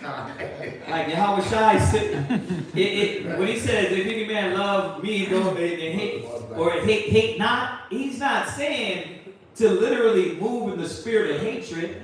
It's telling us preferring them over the will of the Most High.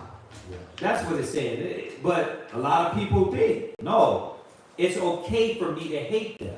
The commandment no longer is doable because that commandment's undone because of their wickedness. Nah, you're a fool if you think that. Yeah, because I mean, this is what he quoted, Yahweh Shai's Father, give them, they know not what they do. Yeah. Then you got Jeremiah for the hurt of the daughter of my people and my hurt. But what's the hurt here? That we were destroyed for lack of knowledge. So my mother wasn't able to give me, my dad wasn't able to give me what I needed as a child because they didn't have the knowledge. Right. So and today now what do you have? You have these religions, you have these phrases, cliche phrases. Proverbs 31. Everybody's a Proverbs 31 woman, but you wish. Yeah, everybody's a Proverbs 31 woman. Wish you a damn Proverbs 31. Yeah, actually, children do I move like the Proverbs 31 woman. That's what the scripture said. Man, go to Proverbs 31. Check it out. Proverbs 31 and 26. God. See, and understanding like, it said, without the knowledge, there would be no tenderness. Yeah. This is why there was a lack. And this is why she was able to nurture you. She was able to be gentle. Right? Go ahead. Proverbs 31, verse 26. She openeth her mouth with wisdom. What wisdom? When she speaks, like the Bible says, when any man speak, let them speak as what? The oracles of the Most High. Oprah Winfrey, Tyler Perry, Jada Pinkett, Oracles of the Most some High. kind of BET movie quote. The oracles of the Most High. Right, but was that like the lingo and the dialogue in your household growing up? Nah. Or was just we went to church on Easter? Or you probably never even went to church. Like in this situation, personally, I don't think, the only time you went to church, I think it was somebody died and a christening. So there definitely was no wisdom. What is wisdom? The correct application of knowledge. What was she applying? She was applying her wisdom, which came from the world. Right? And we know to be carnally minded is death. That's why it doesn't feel like there's any love there. That's why it doesn't feel like there's life there in that relationship, because there was no wisdom, there was no law, right? Go ahead. And in her tongue is the law of kindness. You see that? She would understand as a black woman, no, it's not to be like what's the word, a gangster bee? Yeah. Right? A roughneck. I don't take disrespect. Who do you think you're talking to? Like in a vulgar way, right? In a testosterone filled way. To where she's dealing with you. You don't, like, what do I got, 2 dads? Or you in the pants? See, because she didn't have the wisdom, knowledge, and understanding of the Most High, she didn't know her place. But then why she didn't know her place? When you go to Titus chapter 2, who was supposed to teach her her place? Elder women. She was going to teach her how to love her husband, love her children. So you see this domino effect? Yeah. You see this domino effect? Hence why we're here in America, because we were destroyed for lack of knowledge. Not the knowledge of what? There has to be some. Not that I know the Bible, because I know you said you read it. I know every black person I read the Bible. Yeah. Like, not all experts, but there's no show, there's no demonstration of what you know. Right? So you won't see any benefit of it unless you're doing it. Right? We don't? She looketh well to the ways of her household. Right, well, okay, you felt like you latchkey kids. Not because mama was a single parent, but because she was out living her best life. Babysitter. Not because mama wasn't there, because she had to get her rest. Now you're the babysitter. See, there was no, read that again. She looketh well to the ways of her household. She wasn't seeing how her lack, her neglect was affecting the household. But the household was immaculate though. The macaroni and cheese was on point. Right? The floors were spotless. That's the easiest thing to make. But the spirits were lacking. They were lacking. They were malnourished. Read. Make the hell out of some ramen. God. Mac and cheese is a box, bro. Right. Some crab. You throw it, you boil it, right? And then you throw it. Powder. Just whip it up. Boil the noodles, drain the You water. boil the noodles, drain the water, and you throw the damn package in there, right? Powder cheese, not real cheese. Powder. White powder cheese. Read on out. And eateth not the bread of idleness. Oh no, I got a job. I'm not home again. Like I never was on social services and all of these other government programs. But yeah, you were idle. You were spiritually, like the brother said, you were spiritually supposed to set up that hedge. Started with the husband, but then what was he going to do? He was going to teach the wife how to set the tone for the children. The scripture says the Most High gave the authority to the mothers over the sons. What did you do with your authority? What did you do with training up your daughter? See, you was idle. You thought it was just, okay, get a job, or you might not even say anything to the poor child. You probably never even told her what true love is. In some cases, some of these children never even heard it from their parents, from their mothers. Right? We don't? Her children ariseth up and call her blessed. When it's done right, you will see it in the children. The scripture says, call no man blessed till you see his children. Yeah. Why? Because he's going to be dealing with them. Now, that doesn't mean that they're not going to have some off-brand rebellious children that do what they want, but you're going to see there wasn't a lack of idleness. There wasn't a lack of care. There wasn't a lack of, just push it to the world and let them figure it out their own. Right? I'm going to just buy you the Jordans and the carnal things, but to structure your mind and get you prepared with the battle that all of us have to face. No, there was hands-on the job, right? Diligence from the father and the mother. But that's only because they were in the book. They were in the law. They understood that once I did the pleasure that comes with sleep, I better start getting ready. Those 9 months, those 10 months, that was supposed to be preparation time. You supposed to be sitting and reflect and say, man, dad didn't give me this, mom didn't give me this. How can I be a better version of that? The scriptures say if children have the wherewithal, they should come to the baseness of their parents. Right.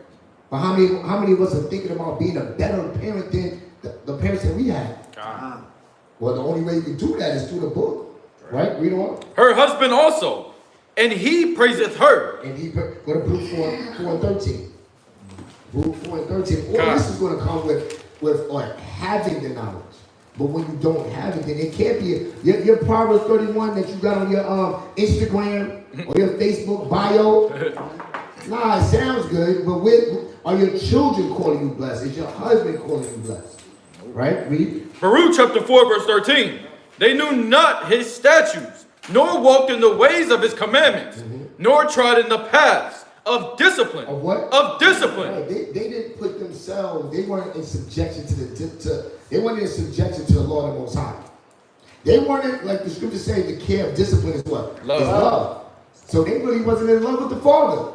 So how could they really show love to you? See, this is not even a bashing thing. It's a revelation that's going to be there. Like, damn, you know what? Mom really never talked about God at all.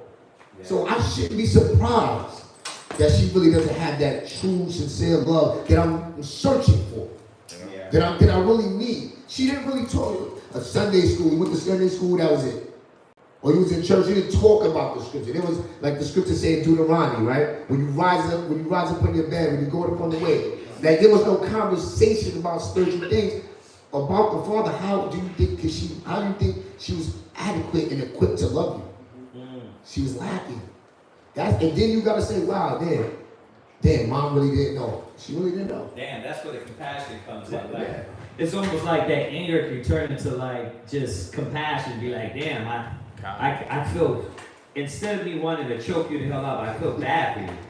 I feel bad for you because I see now that why, like if you probably talk to individuals like that, something happened in their life. Yeah. Oh yeah. So mama or daddy, somebody did something to where you're so evil to your kids, right, that you reciprocate those things. They trauma victims themselves. Yeah. Yeah. Yeah. But when you separate the emotions from it and you think spiritually, then you can see, like the scripture said, for the hurt of the daughter of my people and my hurt. Right? Where were you at? Hannah? Oh, go ahead, Sharon. Yeah, so you think the father got grace on those sisters or moms that never got the opportunity yet to come to the awareness of knowing how to apply to be a mother? Say that again? Do you guys think that the father has grace on those mothers that didn't know? Yeah. You just said it. They still alive. They're still alive and they have a chance. Everybody is going to have a chance to at least hear the word and do the right thing. You got those parents, and I even know some in my family, right? They were strung out, or rejected. They were strung out on drugs, right? When they had their children, they was crackheads, etc. 30 years out on the streets, and then it clicked. Now they not locked into the truth yet, but the hurt that they've done to themselves and how it affected everybody else, it allowed them to come and ask for forgiveness and then at least try to make amends. So as long as you're alive, you have that opportunity. But like I said, do you want it? Do they want it? What's up? Acts 17:30. Acts 17:30? Yeah, go ahead. Acts chapter 17 verse 30. In the times of this ignorance, God winked at. Go ahead. No, you got it. I mean, think about us. Look how long we was living in filth and neglecting others, neglecting duties as parents. I always tell you the story about how when I was a single dad, and I'm thinking I'm doing the right thing, coach dad, and I'm always there. I'm not out in the streets, but I'm in front of the video games all day. I'm drinking all day. It's now put in his mind that this is what a man is. Now I gotta go reverse all of that. Right? The Most High gave me he winked at it. Why? Because he gave me the opportunity to reverse that. To fix it, yeah. Go ahead. But now commandeth all men everywhere to repent. Right. You see that? Yeah, so she has the opportunity just like you do. Right? Go ahead, say it. Say what you're going to say. So,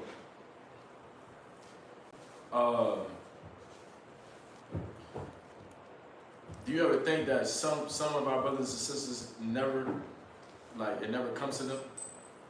Yeah. They're called the wicked eye. It says, my sheep hear my voice.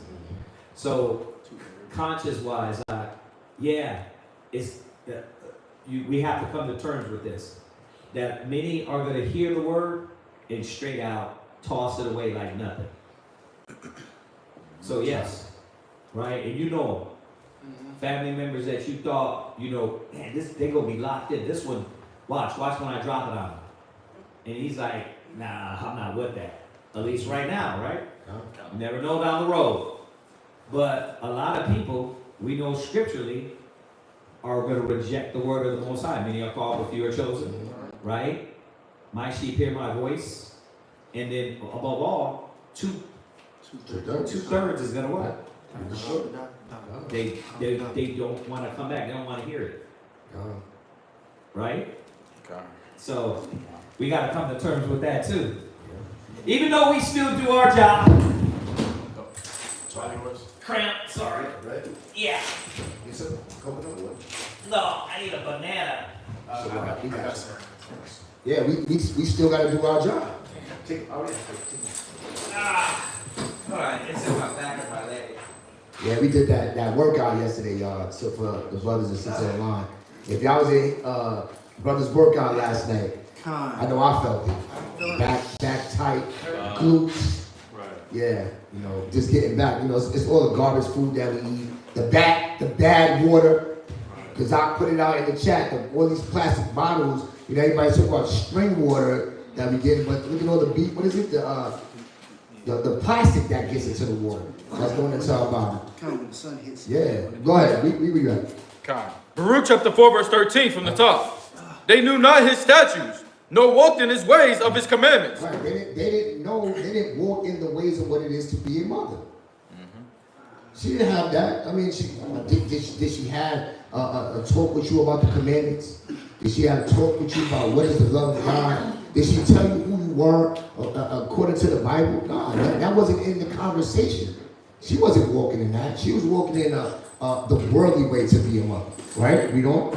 Nor trod in the paths of discipline in his righteousness. Right, so she didn't have to be subjected to the standards of the Most High because, like the scripture says, God was not in all of their thoughts. So if the Most High is not in her thoughts, then who is she being disciplined to? To herself. So then her anger, she can lash out to you. Right? Her emotions, her things that's affecting her, she can now take that out on you and don't have any guilt because there's nothing that she has to measure herself by. Matter of fact, go to Galatians 5 and 22. Galatians 5 and 22. Galatians chapter 5 and 22. Because when you are in the spirit, when you are subjected to the discipline of the commandments, it's going to be seen in how you deal with everybody, especially your household.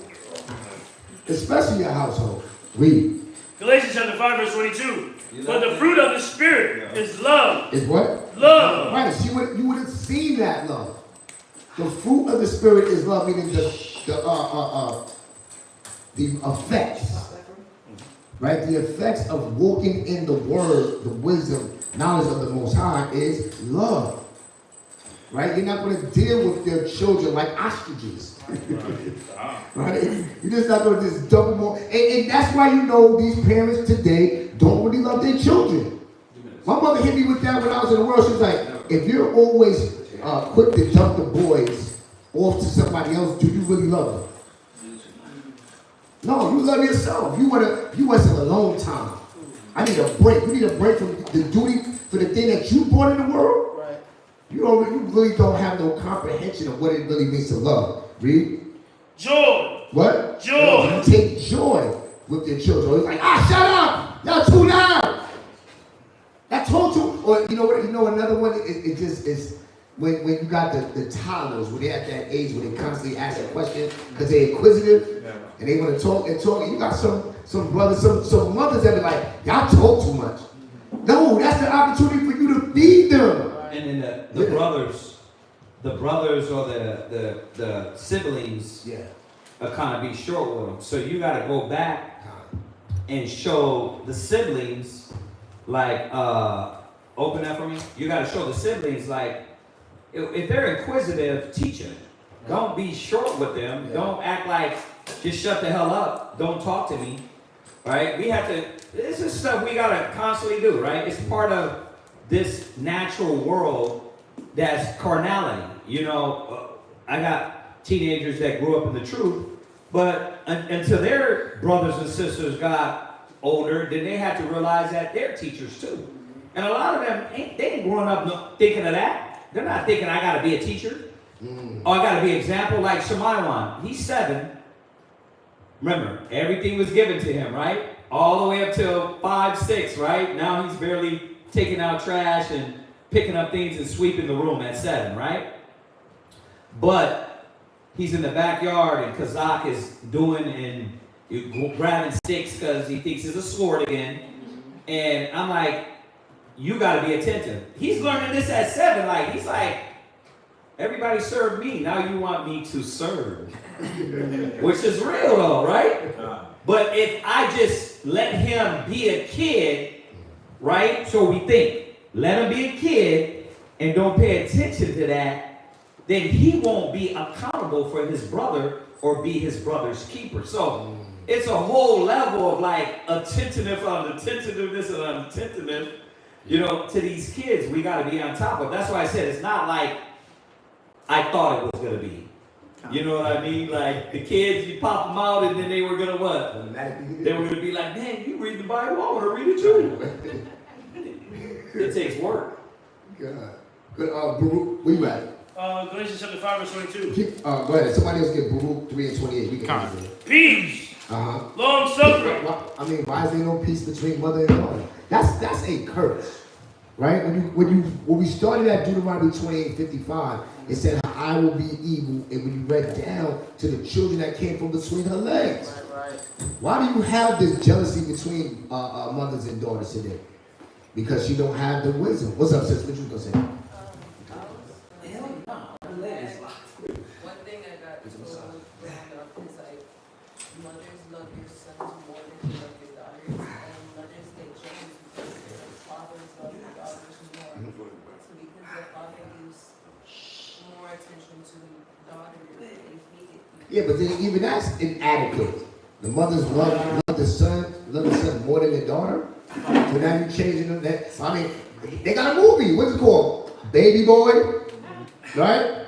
How many of y'all dealt with a baby boy, a mama boy before? That inordinate affection, right? When you go into that Ecclesiastes 30th chapter about when you just let your child do whatever, you just that's little Jesus. Like Northern Kingdom is good for that. They they just see the good. Everything's good. Everything's good. No, you need a being, or you're gonna be in terror. Issachar had their kids having strollers till they 13. I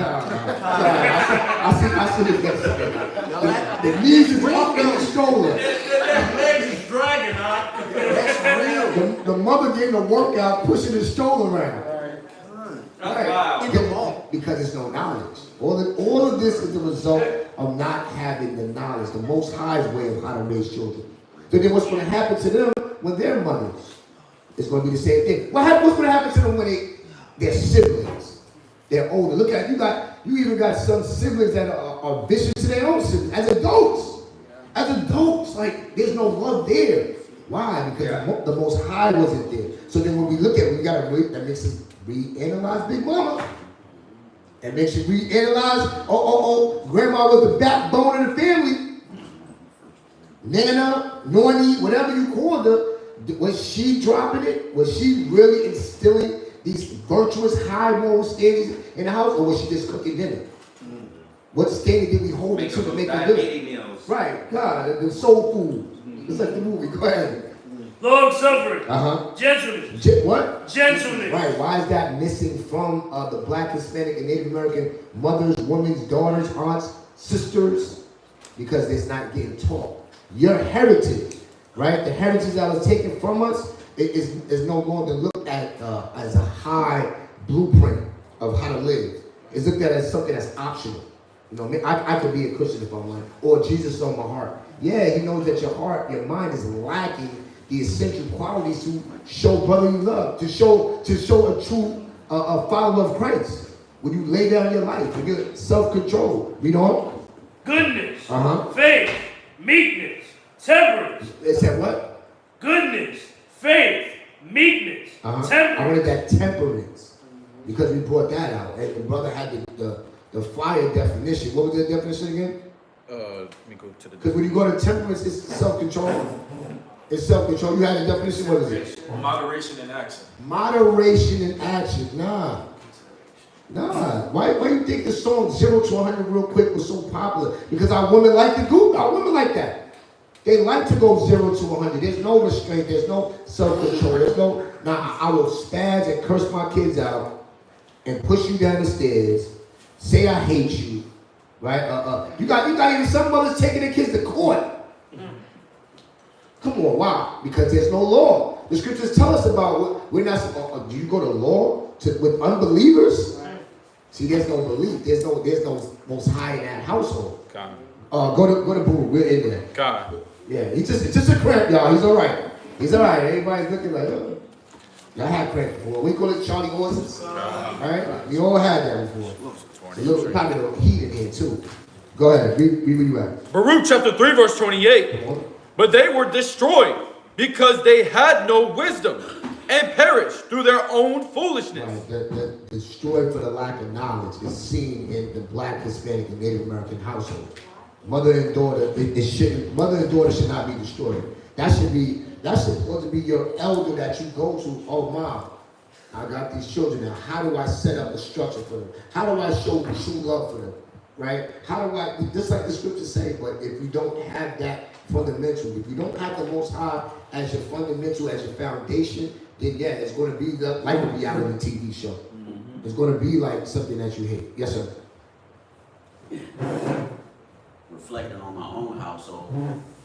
All right, my sister, she has 2 daughters. Both of them one is in her mid-20s, the other one just hit her 30s. But that makes my sister feel like she old now, so she want to look like her daughters. So she want to go back to being her 30s and 20s, so it's like a jealousy there. I mean, she still loves the daughters, but she feeling like she missing out on something because she see they beauty or they voluptuousness or whatever, and she looking like, damn, I might need to go to Turkey and get something under my hair. BBL. Yeah, now she went so far as the BBL, like Rebecca Fox, but it's like she always feel like she got to do something to enhance herself. Yeah. She always looking at her daughters. So she feeling like, hey, I'm losing my youth. And she felt like she was that thing back in the days when she was like younger, so she want to get that back. Because every time she look at her children, it's like, I got to get back into it. Like, I feel like I'm losing a step. Now, she got wisdom because she imparts it to them. But as far as like that feeling of loss, and I try to tell her sometimes, like, look, sis, you the elder now. You need to play your position. You ain't 20 no more. Like, everything that used to be up gonna come down. So you gotta accept that and like keep it pushing and try to teach them. But she's like, man, and then she'll ask me sometimes like, what, do you think I'm getting old? I'm like, listen. I don't want to bust your bubble, and I don't want to upset you, because once I tell her the truth, then she mad at me. Because she like, damn it, you should have told me something to make me feel better. I'm like, look, you came and asked me, I'm going to tell you the truth. I ain't going to try to sugarcoat nothing for you. But you asked me the question, you already know the answer to. These your daughters. You can't be 20 no more. I know you like to throw the little lashes in, and when I come in the bathroom, I see them. I turn the light on, I'm thinking it's a spider or something. I see lashes sitting on the sink. I'm like, listen. come on, sis, tighten up. Like, you damn near 60 now. Like, come on. Oh, wow. That's all. Like, you know what I mean? It's like, it's a jealousy thing. And I don't care how old, how aged they are, they still gonna want to recapture that youth. Well, go to 1 Corinthians 13 and 11. Just on what you're saying right there, because a lot, you got a lot of men like that still wanna be in the clubs and get them. They just got this senator. This Democratic senator. I was just watching on news before we got here, and he was online trying to mess around with a 17-year-old.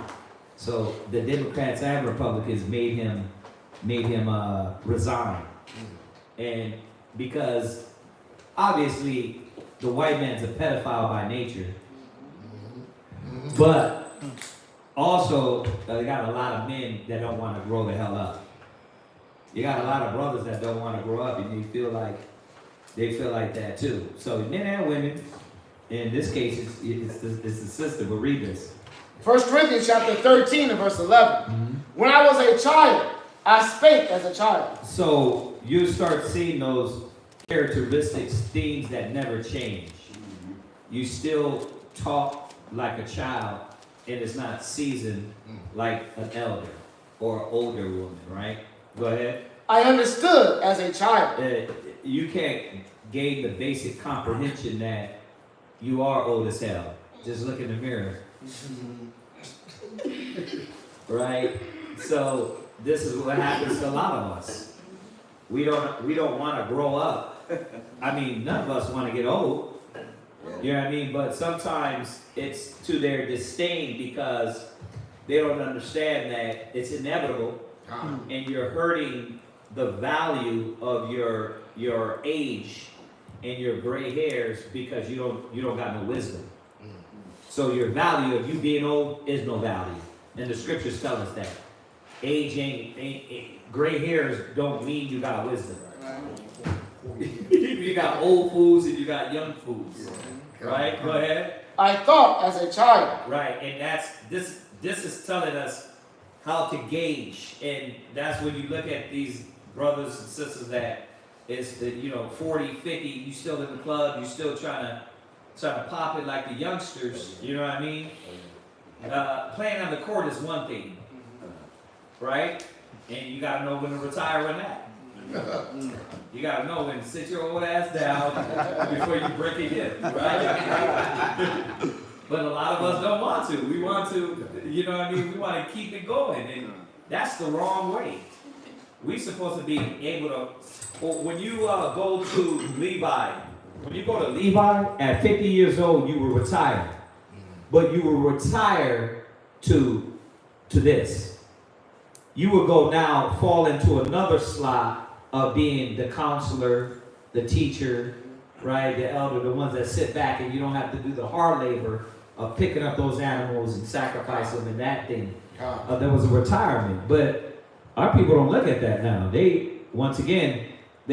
There's nothing to aspire to in this world but the things of the flesh, right? So you want to be back in the clubs and you want to do what all the youngsters are doing. You know what I mean? So you got to have love. There's got to be a constant vision for our elders, and there is no vision for our elders. It was money, or now it was money, it was the clubs, and that's for the people in the hood, right? And we don't have a vision. What's up? It made me think about idleness, to have you thinking like that too. Yeah. You don't have nothing to do. Where no vision is. Where no vision is. So Yeah. with the sisters you sewing and you dealing with kids, like your mind is not focused on, dang, I'm getting old. Like you might see Shariah run around and bend under the table and see run by and like, damn, I can't jump down them steps without close my back. But not having nothing to do will make you I don't miss cheap money. Yeah, on your old days. Yeah. Yeah. Well, go ahead, finish it. But when I became a man, I put away childish things. She was supposed to put away those childish things. And her vision was supposed to be now to put back into her community. And that's what we don't look for anymore. We don't look, because we don't got a community, let's be real. Right? We ain't got a community. I'm here in my house and mine, and then like you said, it almost looks like envy. It's like, how you gonna envy your daughters? Yeah. They don't actually say it. Right, but you can tell. Right. Try to mimic them. Because if she got something on today, next thing I know, my sister trying to find it in her size, but it ain't looking quite right on her, and I'm like, you said she's almost sexy, bro. You'll just hear them say like, girl, where you get that from? And I got it from some Fashion Over, blah, blah, blah, whatever. And next thing you know, a week later, Amazon box at the door. Right. Jumbo size. And you see her. Jumbo size. She'll come to me like, brother, zip this up in the back for me. And I'm like, look, you barely fitting in this. Like, what I look like trying to zip you up in this, look like I'm trying to wrap you up in a burrito. Like that bag of meat in a cloak, yeah. Yeah, man. The word is true. Where no vision is, the people perish. And us as older men and older women, we getting older to understand our slot. I mean, there's a lot of y'all in here young as hell. You got a long way to go, right? Before you start, you got a long way to go. But yeah, go ahead. Was that it on that? All right. So that's it on that. We went over a little bit. Hopefully, hopefully it helps the sister out, and hopefully everybody here is a reminder to sisters on what you gotta continually qualify yourself in.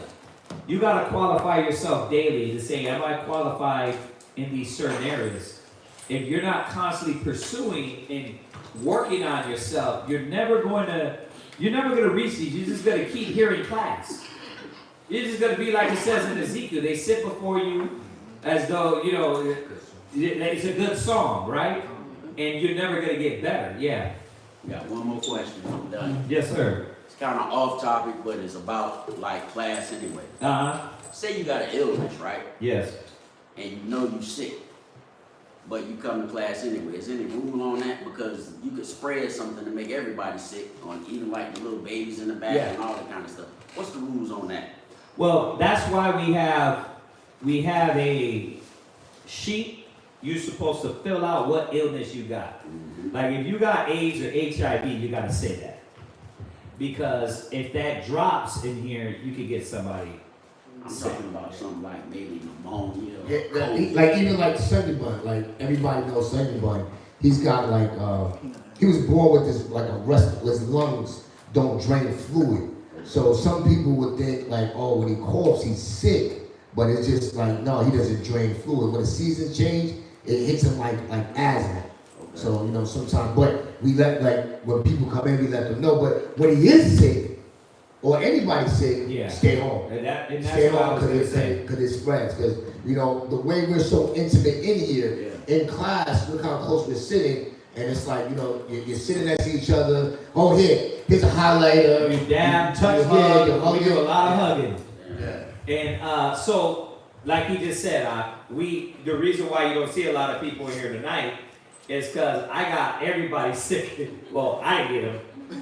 Yeah, how would I got them? Yeah, she got the runny nose, and then it goes to the kids, and then the kids and Shalimaya has been laid out all day. So she's been sick. Shawashina was sick the other day. So, you know what it is. I'm not saying she's a villain. I'm just saying that the kids got that zombie gene when they get sick, and they get everybody sick. So we ask you to stay home if you're sick, so you won't get everybody else sick. So you're right. As far as the level I took it to, like I had to take it there because everybody got to know that if you got something that is gonna get people really sick. Put on the paper that you got it so we can at least know, what's going on with you. Then if you fall in the middle of the congregation, and this is not a DNA test. This is not like we gotta go check your background. This is just if you pass out in the middle of the congregation, we gotta know when they call, when the cops come or the ambulance come, it's like, who is he? I don't know. Who do you go? Like, I don't know. We just it ain't to spread it out Yeah. to the congregation. We got brothers that's actually medically trained. Yeah. Medically trained to Yeah, win. my boy Yeah. right there. So for a first responder, he needs to know what he's dealing with, so he give you the right to protect yourself. Yeah. But then also to give you the right treatment as well. So So the reason why I brought that up is y'all know I'm on dialysis. right. Yeah. So my immune system kind of weak. Yeah. So when anybody else sick, I'm gonna catch it. Oh yeah. So Oh no. I'm kind of paranoid about that. Like Yeah, if I hear yeah. anybody like coughing, sneezing, whatever, Yeah. I'd be like, oh shit. Oh no. Listen, bro. We take it to the point where Nah. we got the hand sanitizer. It got serious all the way here. around. Yeah. Look, my thing back in 2010 was get in class. If they be like, no, the kids are sick, I'm like, she didn't come to the feast because she said the baby was sick. I'm like, sis, I'm sorry, but you bring that around the feast, it just runs through everything. So, and it still happened. It still happened. We still got, some of us still got sick somehow. But we're on top of that. I'm glad you brought that up. Everybody knows now. If you get a cold, if you get sick, just stay home, get over that, then you can come. All right. So anything else? Anything online? Okay, what questions we got? Is Damien got a question or is it scriptures? I have some. Shalom, sir. I have some scriptures at the end of your class about lazy brothers. Okay. Ecclesiastes 22. No, is it a question or is he trying to give us scriptures? Because we've been over the lazy topic and we're gonna go over that. So Damien, I'm trying to figure out, is it a question, is something you want to know, or are you just trying to give us scriptures? Let us know. Anything else in there while we wait? No? All right. As you all know, Passover is coming up. Kindu and then Cliff, just to let y'all know, with our schools, we have the city hosted. This year, it's going to be Rochester, not that far away, but they're hosting Passover. Who hosted the last one? San Antonio. We went to San Antonio, right? So this year it's going to be Rochester, and it's April The 12th. 12th. All right. So just letting you know, you brothers are welcome. You know what I mean? You're welcome to come through.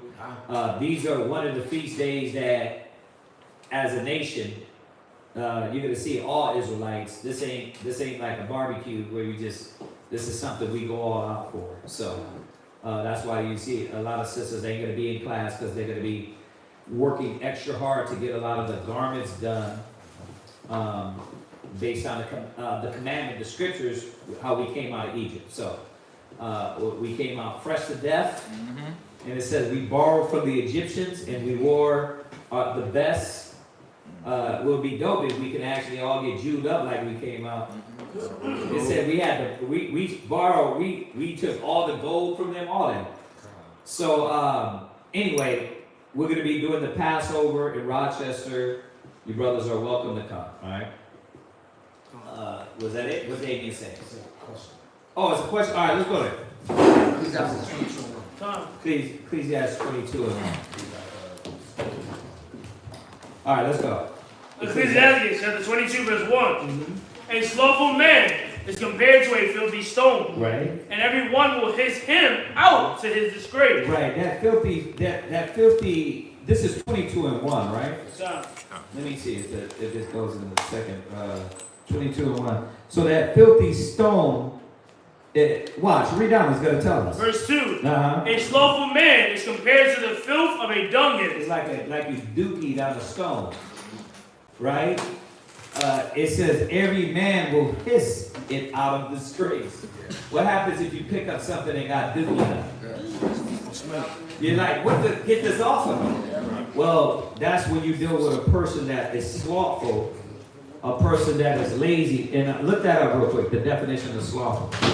So this is a person that is slothful and that doesn't want to put in work, right? Remember, this is applicable in many ways. I teach my kids these scriptures when it comes to us as a unit and being in our house. You can't as a house unit, you can't be slothful, right? Everybody has to take on a responsibility, right? So these scriptures are universal. It just don't stop in the congregation.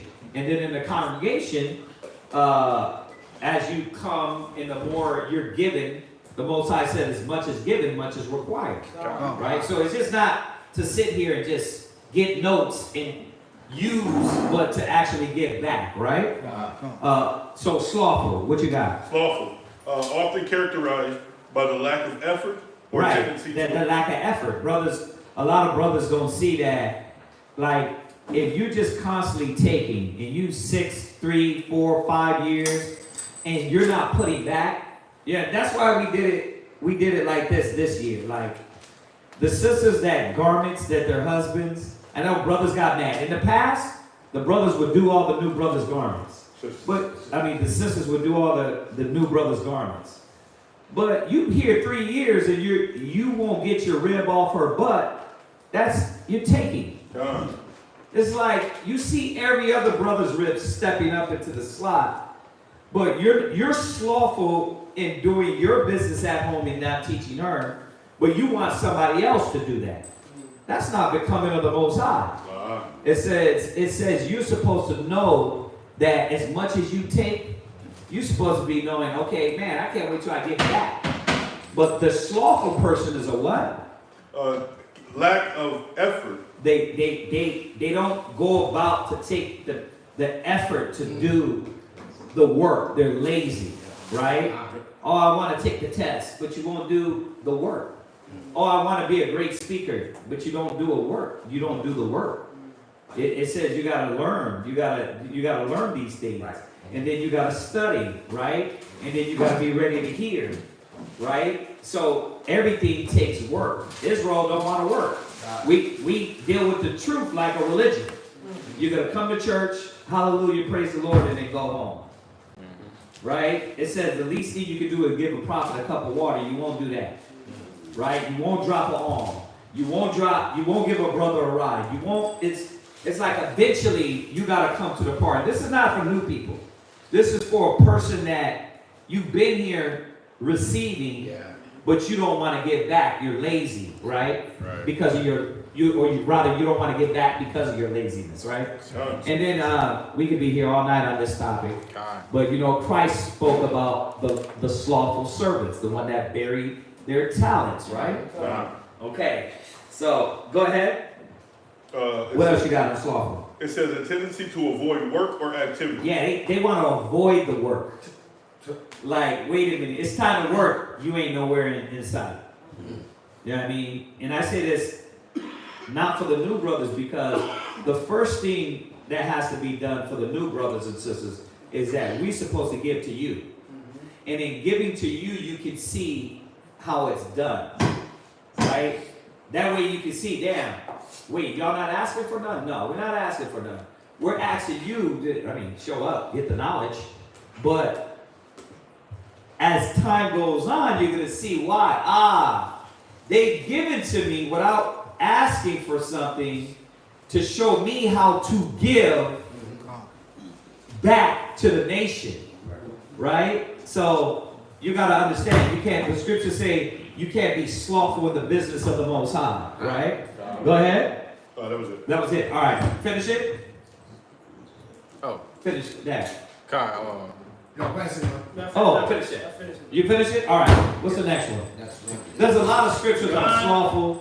There's a lot of scriptures on there we can go to. Ecclesiastes 18:33. Ecclesiastes chapter 18, verse 33. And if who was this again? Damien. If you really want a class on like in its entirety on that, we can go over one for you. All right. Go ahead. Be not made a beggar by banquet upon borrowing. Mm-hmm. Oh, so this is talking about all you're doing is taking and getting and receiving. Unfortunately, because we take pride in our charity, there be new brothers and sisters that come to the school, and it's about us showing them how to do it. All right? Remember, we're not fools, but we're showing you how to do it. So the rides, the brotherhood, All that is showing you how to do it. But a lot of them don't get that because you're from the world, and unfortunately animals do what? They just take. They're not thinking about, damn, wait a minute, I need to learn this attribute of charity, right? So they what? It says, be not made a beggar by banqueting. So now all you're doing is, it's like those brothers out there that full bodies, you young, it's like, why are you standing out in the street? You can move, you can function, you can do, but rather you're just taking. The Most High don't like that. Go ahead. Upon borrowing, when thou hast nothing in thy purse. But when you know that too, like you can't pay it back, right? You gotta make that aware. Like, hey, I need this, but I don't think I can pay it back. And that's fine too, right? But you can't do it and then act like you're gonna give it back knowing you can't do it. The Most High don't like that. You gotta tell people what you're doing.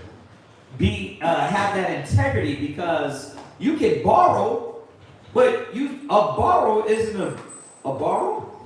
Can I borrow that? That means you're gonna what? Give it back. Right. This individual's not on there. They're taking and then knowing they don't have to get back.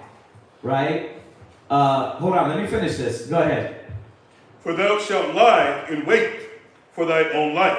Right, was that it? And be talked about. And be talked on, that's it. And be talked on, right, because people are going to say, hey, this cat is taking, he's a user. He's not really willing to give back. Yeah, what you going to say? I was going to say, I mean, you don't have that part of Israel where if somebody borrows something but they know they can't pay it back, you don't have like the loan, like the folks that come in and tighten them up, tune them up a little bit. Yeah, absolutely, we do.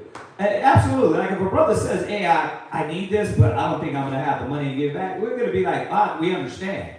You know what I mean? But for instance, we have brothers that come through and they don't live off of that integrity. Right.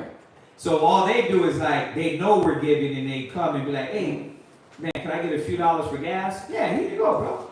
And then ask again, and we call one guy, it's like, wait a minute, he asked you for money too? And he asked you, and then we're giving, so literally we know he was asking 4 or 5 of us. Right.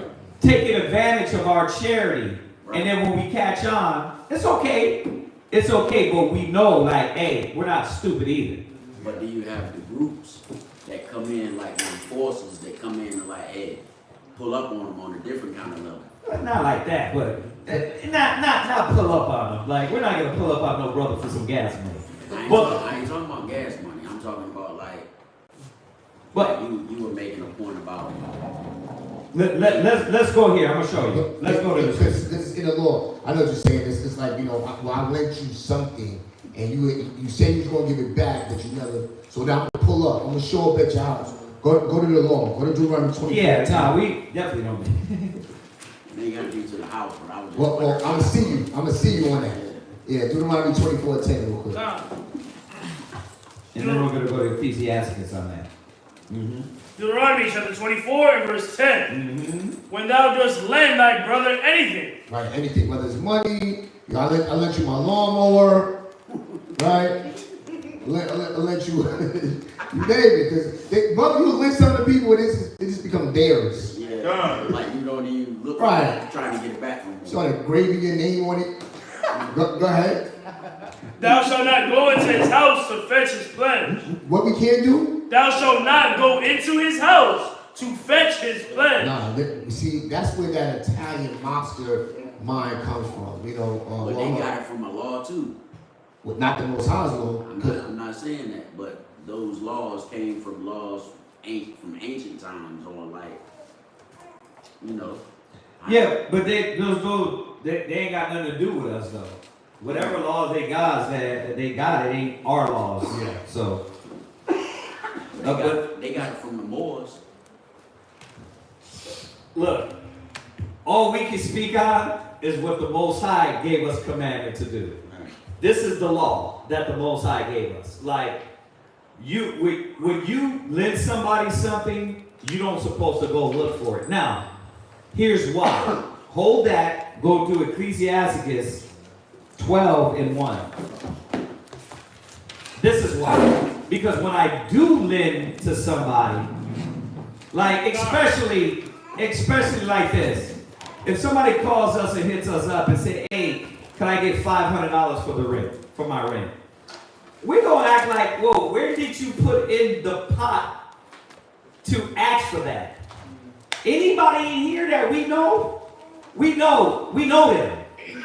They're gonna be like, I need $500 for the rent, man, or else this is gonna really happen. We're gonna be like, what the hell happened? Why'd you get there, Rock? Why you didn't tell us before it got to this problem, right? Somebody purposely beat you out of something. Right? Let me finish. Let me just walk you through it. Then that brother we know, hey, we can give to because he's been around. Right. If somebody came off the street and asked for $500, we don't know them. We don't know what they're doing with that. Right. Right. This is where this comes in. So we're going to be able to follow Deuteronomy the right way when we follow the Bible in its entirety. We're just not naive. People can't just come in and be like, man, I need $1,000 for that rent. We ain't got no money like that. You know what I mean? We got to be wise to understand, right? So this is giving us the other part. Read that. Ecclesiastes chapter 12 verse 1. When thou wilt do good, know to whom thou doest. So wait. Slow down. Just try it one more time. Try it again. Ecclesiastes chapter 12 and verse 1. When thou wilt do good. No. Stop. No. That means what? We gotta know them. We gotta know to whom we're doing good to. Man, this guy don't never keep his word. Yeah, we gotta know that. Like if we got in the corner and you smell like damn liquor, I know I'll buy you food because I want to be charitable to my people. But I'm not gonna go. You got a sign. It's for a 40-ounce. Negro, I'm not feeding your habit. You don't help someone to destroy themselves. Yeah. If somebody came in and asked for $1,000, I don't know you. We don't know what we're giving to, right? You can be putting that right back in the streets, right? It don't work like that. So the Most High don't make us stupid or naive. He makes us wise to be able to see through these things. That's why he says in another scripture, know them that labor among you, right? So we got to know these people and what we're doing, or else you can actually hurt somebody with that giving, right? You might think it's all good. Well, the scriptures say be charitable, but the right way, right? Well, he just said he wanted to borrow the 45 for the range. Really? You want to borrow my 45 to go to the range? Really, bro? Like, you think, what, I look stupid on my forehead? Right? But it's almost that mind state, like, nah, we got to be smarter than that. Go ahead. Know to whom thou doest. So shalt thou be thanked for thy benefits. See, because a righteous person will properly deal with you the right way. They're going to, when you lend to them, going back to their brother's original question, when you lend to them, they're not mooches, right? Yeah. Negroes that are lazy, slothful, and only about themselves, they're going to come in and take from us. And then it's like, now we need you, and you ain't showing back up. It's like, now you disappeared. It's like, yeah, we've been doing this with you for years. Now when we start saying it's your time to step up, you don't know us? See, you're going to reveal yourself. Everybody will, right? So that's why we have to know them, right? Go ahead. Do good to the godly man. What? Do good to the godly man. It's one thing to give a brother $10, to go up for some gas. And another thing where you come and say, man, I need 500. We got to really know you. You got to be around. We got to know what you're going to do with this money. Right? Because you could be doing all kind of weird things with it. Yeah. And we're not supposed to support someone doing wickedness. Do good to the godly man. Right? Go ahead. And thou shalt find a recompense. See, there you go. Watch. So there's a recompense with a godly man. With a godly man, there's an hey, the water for this, brothers, man, I needed it, but I got you back, right? And they give you back that money, right? They say, nah, it was just a loan, the water, brother. And as a matter of fact, here, drop this on the school. This some alms, right? That's who we're going to deal with, godly people. But the Negro, so Zion, this is sad. He said, this is why I don't use Cash App. Yeah. He sent another Shaquat $500. It wasn't Shaquat from our school. It was supposed to be a Hebrew brother. When that brother got that money, was he Hebrew? He was a nigga. He told him, it was maybe 4 hours. He was like, oh yeah, I already spent that. My bad. What? Damn. Niggas know them, right? And I told him, I said, bruh, that was your bad. That was like, that's why I don't use Cash App. I'm not sending nobody no $1,000 for they pay it through Cash App. And then it ends up into another $100. Right. You know, it takes it out. You know what I mean? So the Bible is showing us you got to know these people. You can't just give to anything and anyone, right? Like us, the reason why we want you, I always say this, and I know you're new, but we always say, let us show you, right? So you can see who you're dealing with. Because when you first come in, what's the first thing you're going to do with Israel? You're always going to pay attention. You're going to watch. Yeah. You're going to see what we're doing, and you're going to judge us like we're judging you. And if it's just an eye test, and until you see what? You see how we move. You see our family. You see this. You see a consistency. And then after a while, after you watch us, and we watch you, and we all watching each other, because that's what black people love to do, and we know everybody's on the up and up, then you're going to be like, nah, I could be around them because I know them, knowing them that labor amongst us. Which it should be that way, right? So you know that we ain't crip walking on your arms. Or we're not doing some wicked way. Yeah. There's a judgment that has to go for it. Go ahead. And if not from him, yet from the Most High. Okay, so you're saying, well, but I thought he was godly. I thought he was going to give it back. The brother might fall into misfortune. He might have said, damn, I was going to give it back, and this happened. Could you give me another week? Or could I pay this back next check? As opposed to the first person, this guy is a what? He's a moocher, and he's not going to give it back. Right? What the brother's question is, he's a moocher, and all he's going to do is continually take and not give back. So, which I wanted you to read that scripture one more time. The first question that the brother asked. Go ahead.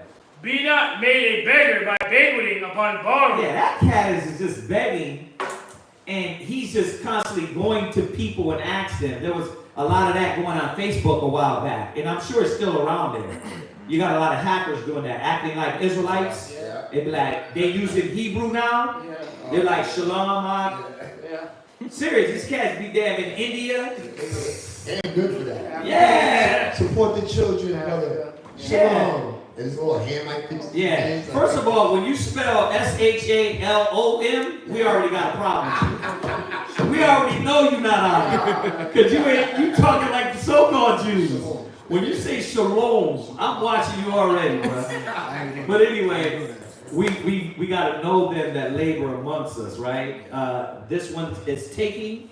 This individual is known, and he's going to eventually give it back. And if he does fall into misfortune, we're going to go back down in there. But this guy, read it. Be not made a beggar by banqueting upon borrowing. Go ahead. When thou hast nothing in thy purse. Right. His intentions is not to give it back. That's the difference between him and this guy right here. Watch. This guy, go ahead. There can no good come to him that is always occupied in evil. That guy. This guy is nothing in his purse, and he's moving off a false pretense. And then what is he doing? And we wanted to make an observation. You're like, well, how do you judge if they're on the right? Well, what is he doing? What is this individual doing? I can vouch for every brother that's around me and that work with me and that labor with us, and the sisters. We can vouch for them, but we can't vouch for someone we don't know, right? So it's showing us here. Go ahead. Nor to him that giveth no alms. Right, nor to him that what? Giveth no alms. Because the godly man is putting into the pot. This individual just wants to constantly take out of the pot. Right? That's how our communities were supposed to be built. The alms is reciprocating what was given to the church, was given, it reciprocates back to the people. Right. Right. Right. That was in the law. So when brothers and sisters come back in and they ask for something, of course we got to be there for them. You know what I mean? It might not be $500, it might not be $1,000, but if they say, hey, I just need $20 for this, I have many people do that all the time. Random cats. But if I catch you trying to use us, then I'm going to be mad at you. I had a random cat hit me up online. Shalamat, I don't mean to bother, but I need $20. I was like, calm. He never hit me back again. He took the 20, it was good. Right? Hopefully it helped him. If he got me, if you're like, well, Kazak, he did that to 20 brothers. That's fine. But because the Most High revealed that, right? The Most High knew your intentions. The Most High knew my intentions, right? Well, Now, are you obligated to? Okay. You're not.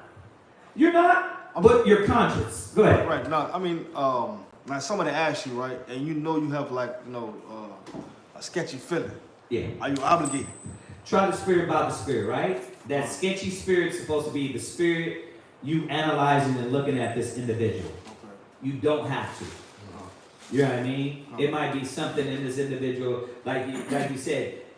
I grew up in New York, right? They'll go sell the damn sandwich back for money.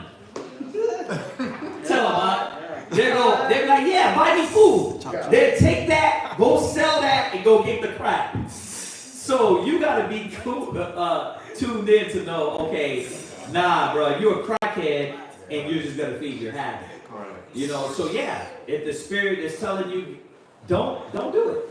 Yeah, try the spirit by the spirit. That's why we gotta, the more and more we're tuned in the spirit, your antennas will know. Yeah, this cat's not on up and up. Right? Go ahead, read on. Give to the godly man. Right? And help not a sinner. Yeah. Read it again. Give to the godly man. And help not a sinner. And you're like, well, how you know he's a sinner? What is he occupied in? What is he doing? That can give you a first idea, right? And know what you're doing. Now, how about if a new brother came into class and he said, man, can I get a bottle of water? What do? Thank you. You guys aren't idiots. These other cats said, don't help a sinner. It's like, brother, he wants some water. What the hell are you talking about? I was like, where'd y'all get that from? Like, you're not dumb. Like, this is water, not $1,000. Yes, you give them water, right? Right? Because water is not going to what? Break your pocket. What are you going to do with that water? Tell the truth. Tell the truth. What you going to do with that water? Like, anyway, go ahead. Go ahead. Do well to him that is lowly. Uh-huh. But give not to the ungodly. But give not to the ungodly. So, yeah, we gotta read the spirit on things and things of that nature. We gotta check in, and nobody is supposed to play us for fools and use and abuse the gospel, the work, or you, right? Go ahead. Hold back thy bread, Mm-hmm. and give it not unto him, Right? lest he overmaster thee thereby. Yeah, it's obvious. You gotta be tuned in to know this person, if he wicked, and what their intentions is. But that's why this subject been coming up the last week. That's why the way Hebrews worked was community and vouching for people. Hey, my son wants to marry your daughter. Well, let's talk to the community. Let's see who vouches for you. You want to marry my daughter? What is this brother about? Well, see, we don't got a lot of that no more. So now you got to do your research. You got to make sure cats are up and up. You got to be in the spirit, Go ahead. For else thou shalt receive twice as much evil for all the good thou shalt have done unto him. See, that's that person, like, they don't got nothing in their purse. It's like what you said you was going to give it back. But you didn't realize you're dealing with a lazy person. They don't put nothing in the pot. They don't give back. and then you're expecting them. You didn't read the spirit right, bro. It goes right with his next scripture that he asked for. What is the next scripture? Go ahead. Ecclesiastes 40. Come. Ecclesiastes 40 and 28. Come. Ecclesiastes chapter 40, verse 28. My son, lead not a beggar's life. Yeah, lead not a beggar's life, which is you going around and remember, in need is not begging. Right. A beggar's life, what is a beggar? Meaning you're a couch surfer, you living from house to house to house, and you're not lazy. I mean, you're lazy to where you won't do the things that will get you out of that condition. That's a beggar. And y'all, let's look up beggar, right, for the definition's sake. Yeah, you hate laborers' works. But you know what, Kendall, when you get a chance, this whole chapter, read it through. I know it's going to add to your understanding on what we do and how we deal with these different people. Because even it tells you in this chapter, there's a person, is it in this chapter? That refused to give because of other men's. Is it? 29 verse? No, that's 29 and 7. 29, okay, write this chapter down and then the 29th chapter down. Yeah, because it goes into giving and making sure you don't get bitter on when you are done wrong. You see what I'm saying? Because a lot of us, I ain't never given to none again. First of all, the Most High ordained alms. He ordained the 10th. You know what I mean? Just because the church did you wrong, that don't mean everybody's going to do you wrong. Right? It don't work like that. You know? And we're trying to tell you how to properly do it. Right? So, those 2 chapters on lending and giving. All right?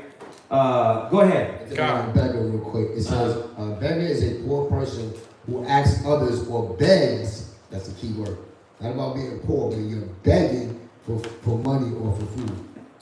Yeah, and you live a beggar's life. Like, your whole motive is not to get yourself out of the situation or the position. Like, I don't know if y'all deal with people like that. So, Flip is like, hell yeah. Well, but the thing is that they will ask you for everything except for wisdom. It's like, I got something for you, brother, but it's not money. You know, like Paul said. Peter said it, right? He said, here you go. Here's some wisdom for you. Let me baptize you. Stand up and walk, right? Stand up and use your arms and legs, brother. But you get a lot of these cats that live that life. I don't have to say who it is, but he's like, I'm like, won't you go to the shelter, right? Oh, I don't want to go to the shelter. Like, so you rather stay in the streets in the cold than go to the shelter? So how am I going to help you when you don't want to listen to basic common sense? How am I going to help you? Well, so what's a man don't work? What's it? A man don't work. A man don't eat. A man don't work. You don't eat. Right. Okay. I mean, that's the word, right? Like, you gotta put in the work, right? But we know this too. We gotta look at all the scriptures that there's some people that are less fortunate that might be in need too. Like, think about it. When they were going around in the New Testament and these beggars and people were broke, that they just, when everybody was like, yeah, help not a sinner, nigga. Help not a sinner. Like, you're wicked. No, they were like, okay, I don't have money, but I can give you something. Right? That's where you know how we do in the hood? We buy you food. Right. We buy you something to drink. Yeah. Okay, so every 7-Eleven I go to, right, it's an able-bodied young man, right, asking for money. So what should I do then? Bruh. Able-bodied. Able-bodied? Able-bodied. Bruh, give him a flyer and be like, listen, I can help you out, right? More than what you need. It's like, but right. but right now I need some paper. What you trying to get? Man, I'm just trying to get me something to eat. I'll buy you food. I'll get you some food. I'll get you something to drink. You see what I'm saying? We used to give to the brother, the pantry. That's why we got the pantry. Yeah. We would literally make it, and then if it was a Sabbath, we give you hot food too. Yeah. The whole plate, something to drink, napkins and everything. Yeah. What did he do the next day? Same thing. Like he don't want to get up and do, but you know, it didn't stop the spirit in us from lending, from giving. Right, yeah. So giving something to eat, feeding somebody. Well, remember, it is your job to give them a little bit more, having the knowledge. Right. Like, look, let me give you something more, man. Come to class. Get off your feet. You know what I mean? Let us give you some wisdom. You know, have those conversations. Then they don't want to talk to you. We told y'all about the story we gave at Houston. We gave Ariana gave the bum a ride. Oh yeah, give him a shout out, yes sir. And what happened? He asked us for. We were building the school, and he asked for a ride up the street, and he asked for money. Then the shopper was like, "We don't have the money, but we can give you a ride." But then he started talking about the word, and he was like, "Nah, pull over. I don't want to hear about that." You start talking about the word, they don't got nothing to say. They won't ask you nothing else. Because the spirit will reveal. Okay. You know what I mean? Or I know it's terrible. The Most High said he hate a poor, proud man. Right? So, yeah. Where are we at now? Well, keep reading because it's. Go ahead. For better it is to die than to beg. Right. It's checking the beggar, right? It's checking these individuals that can't snap out of that and reminding themselves they got to get out and get something. Don't let the days of your life pass by. You get up, stand up, right? They gotta do something. They can't just, you gotta work. If you don't work, you don't eat, right? So especially like you said, we're able-bodied. To be fair, let's be real. A lot of these cats that live on the street, they got mental illnesses too. You know, so we gotta look at it on the whole level. We can't just be like, man, you able-bodied, but remember, some of these cats got legions on them. They got demons to where you got to be like, you know, the little thing I can't do is just give you something to eat, brother. Until the Most High removes this demon from you. You know, because Yahweh Shai was doing the best. He was like, come out of him, right? The lunatics, these type of individuals. So, you know, yeah. I was going to say that, it's kind of adding on to what you just said. When the lion started talking about the word, when he picked the brother up, and y'all was gonna take him somewhere. We don't know what his experience was with the other people that tried to share the word with him. It might have been a bad experience, or it could have been how he was raised. It might have had some people that was just trying to shove it down his throat, and he probably always told himself he didn't want to deal with it when he got grown. There won't be nobody forcing it on him or whatever. It's like everybody might have had a different experience with it, because I could tell you some stories about how I came up with it. You know, it's like you don't know what everybody's experience was when it came to people sharing the word with them. Yeah, and like I just said, a lot of these cats that live on the street, they got mental illnesses. They got mental illnesses. So, I mean, look, regardless, he didn't receive it, he wanted out. So that's what it was. He was like, nah, let me off right here. Okay, bro. That's what you want, we're going to do that, you know. Finish reading. Verse 29. The life of him that dependeth on another man's table is not to be counted for a life. Yeah, you're not supposed to be begging. And remind you, when we go over this topic, because we go over this topic too, this ain't talking about a brother in need. This is talking about a person that lives that life. This ain't like, you know, brother among you, you know what? I ain't gonna ask no man for nothing. If that's the case, then what about the whole chapter in 12? What about giving to your brother? What about charity? So, because Israel likes to do that. Don't put this in the same category.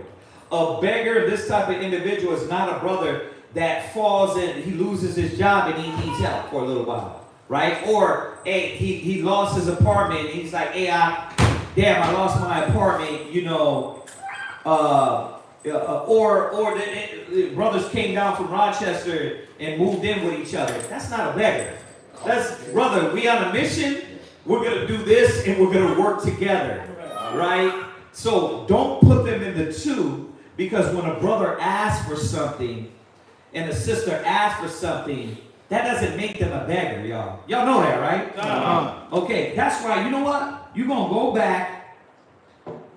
Let's go to that chapter. What chapter? Go to 29 real quick. Just on this point, because he opened it up. Go to 29 and 1. The whole chapter goes in. Yeah, I love this chapter. because it goes into this question about when you do lend, do you pull up? Right. It goes back into the Deuteronomy, right? How to deal with that. Read that. 29:1. Ecclesiastes. Ecclesiastes chapter 29, verse 1. Go ahead. He that is merciful will lend unto his neighbor. See? He that is merciful will lend. Right? So you got to put in perspective these type of individuals and doing not helping out the wicked. That should be you should be obvious.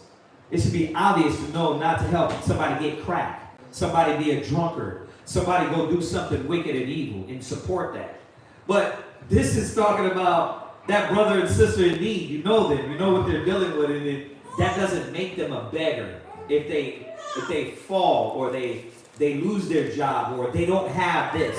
Hey, man, I need to hit that pantry. Oh, you begging, huh? That's not the same thing. Y'all get that, right? Okay, you gotta say it for our people, because a lot of brothers and sisters don't like asking because they've been taught in the world, right? Don't ask, or if you need help, look, you're gonna be a burden. I get that all the time. Why you didn't call? I just didn't want to be a burden. Like, who said that? It says we're off the doorstep of the wise. Right. You know what I mean? Obviously, if you call me at a time when I'm asleep. You know what I mean? I don't wake up, but my door, our charity has to be open 24/7. Right? It has to be, or else you won't know what true brotherhood is or sisterhood is. Yeah. So, how do you deal with like You gotta talk loud. How do you deal with like when you do ask for help and like the person makes you feel like you're asking too much? Well, that person you're asking is not seasoned. You know what I mean? Because a person that is around us, and like if you came to me, right? I don't want you to feel that way. You see that? So we should all be understanding and knowing when dealing with each other that that's not how we want to come off. Now, we got to understand, some people are not as seasoned as other people. So don't always take it personal. You know what I mean? Because they will still probably give, but like you just said, they make you feel like you asking for too much. You know what I mean? You gotta understand that, like, some people is not that on point. You know what I mean? It's just those little things that you're gonna get from among us, right? We know we're supposed to do a lot of things. We know, right? We go in class, we get in these classes, we're on each other's butt, right? But we fall short in areas. We're not perfect, right? So it's those little things where around us from brotherhood and unity, that shouldn't stop you from being in need. Because we would rather you come to brothers and sisters than go to the world. Right. We gotta be dependent on them. We gotta be dependable. You know what I mean? Why? For the sake of each other. Like, I want to know I can depend on you. So I want you to know the thing, because if it fails, and I got nobody's number, and I dial your number, and I hit your phone, and I'm in a car accident, and whoever it is, I want to be able to be there, that individual. Right? That's how it is. So, but you got to know we're not perfect. So if you get that a little bit from a brother or sister, here's the reminder, telling brothers and sisters, watch yourself, because you don't want that brother or sister to feel uncomfortable. You know what I mean? Yeah, I was just telling him that the other day too, right? About I was telling my family about complaining, or your charity being undone by complaining, right? Because we got a big house right now, right? And they're like, well, I can't get in the shower. Well, they're doing this. It's like, you guys are complaining too damn much. You're going to undo your charity. So they had to just be tuned up and reminded, check yourself. Because you did this for these brothers and sisters out of charity and love. Don't let that be undone through complaining and murmuring. Should say charity suffers Lord. Yeah, exactly. Yeah. So finish that real quick. And he that strengtheneth his hand keepeth the commandments. Right. See, and he that what? Strengtheneth his hand, keepeth the commandments. Yeah, because you're reminding the commandment is give to your brother, give to your sister in need. Right. Go ahead.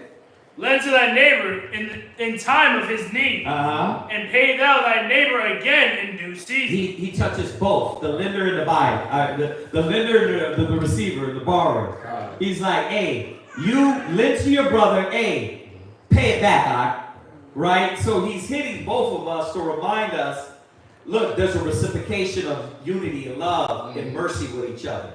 Like the other guy, that other guy, he's just a beggar. But y'all are living on another level, right? Go ahead. Keep thy word. Keep what? Keep thy word. Well, it's going to be on the 15th. Keep thy word. Well, then call back and say it couldn't happen, huh? You don't do like you did in the world. Just disappear. Right. Hey, Shalom, you said it was left you on red. Right? We don't do that. Hey, Shalom, I know I said I was going to drop this back on the 15th, but I didn't get it. I just want to let you know, is that cool? Yeah, it's good. It's good. You know what I mean? We deal on the up and up, right? Integrity. Go ahead. And deal faithfully with him. Deal what? Deal faithfully with him. That's what true brotherhood is. So remember, everything's based on this dynamic of we're trying to get it right and reach perfection. So if somebody missteps, that doesn't mean you're out of the game. Or you know what, don't care for them no more. It just means that we got to get it together. Because we still know we're fighting for the same thing, right? Okay. Unless you come in, you borrow, and you just disappear forever. Then we know, oh, yeah, we had it all wrong, right? Go ahead. And thou shalt always find the thing that is necessary for thee. See, why? Because you give to that brother or sister, they're going to see, man, these brothers are on the up and up. These sisters are on the up and up. Right. This is what they're about. They're about that love. And it can't be grudgingly. You said it perfectly. Whatever we do, whatever we give, it can't be grudgingly. Right? Go ahead. Many, when a thing was lent to them, reckon it to be found, and put them to trouble that helped them. Right. So now he's going into what Kindu was talking about. It's like you lending, and then next you know when it needs to be found, it's like the brothers putting you or the sisters putting you through all this drama. Well, I don't know where I put it. I know you're living the lawnmower, but it's broke now. It should be respect. If it's broke, you pay for it. Right? If it's messed up, you should say, okay, hey, I messed it up, I got you. I'm gonna replace that, right? They shouldn't have to. They shouldn't have to. Yeah, have to. Right, you have to. It said, and put them to trouble that helped them. Right. You can't forget, like that when you was in that time of need, this brother, this sister showed that charity. Yeah. So then, I mean, see, that's what we have standard. And because the laws for who? What is the lawless. The laws for the lawless. And the reason why we don't consider about lending anymore because we got a lot of lawless people in our community. You know, black people, Hispanic people, we move without any law. Meaning what? You don't care.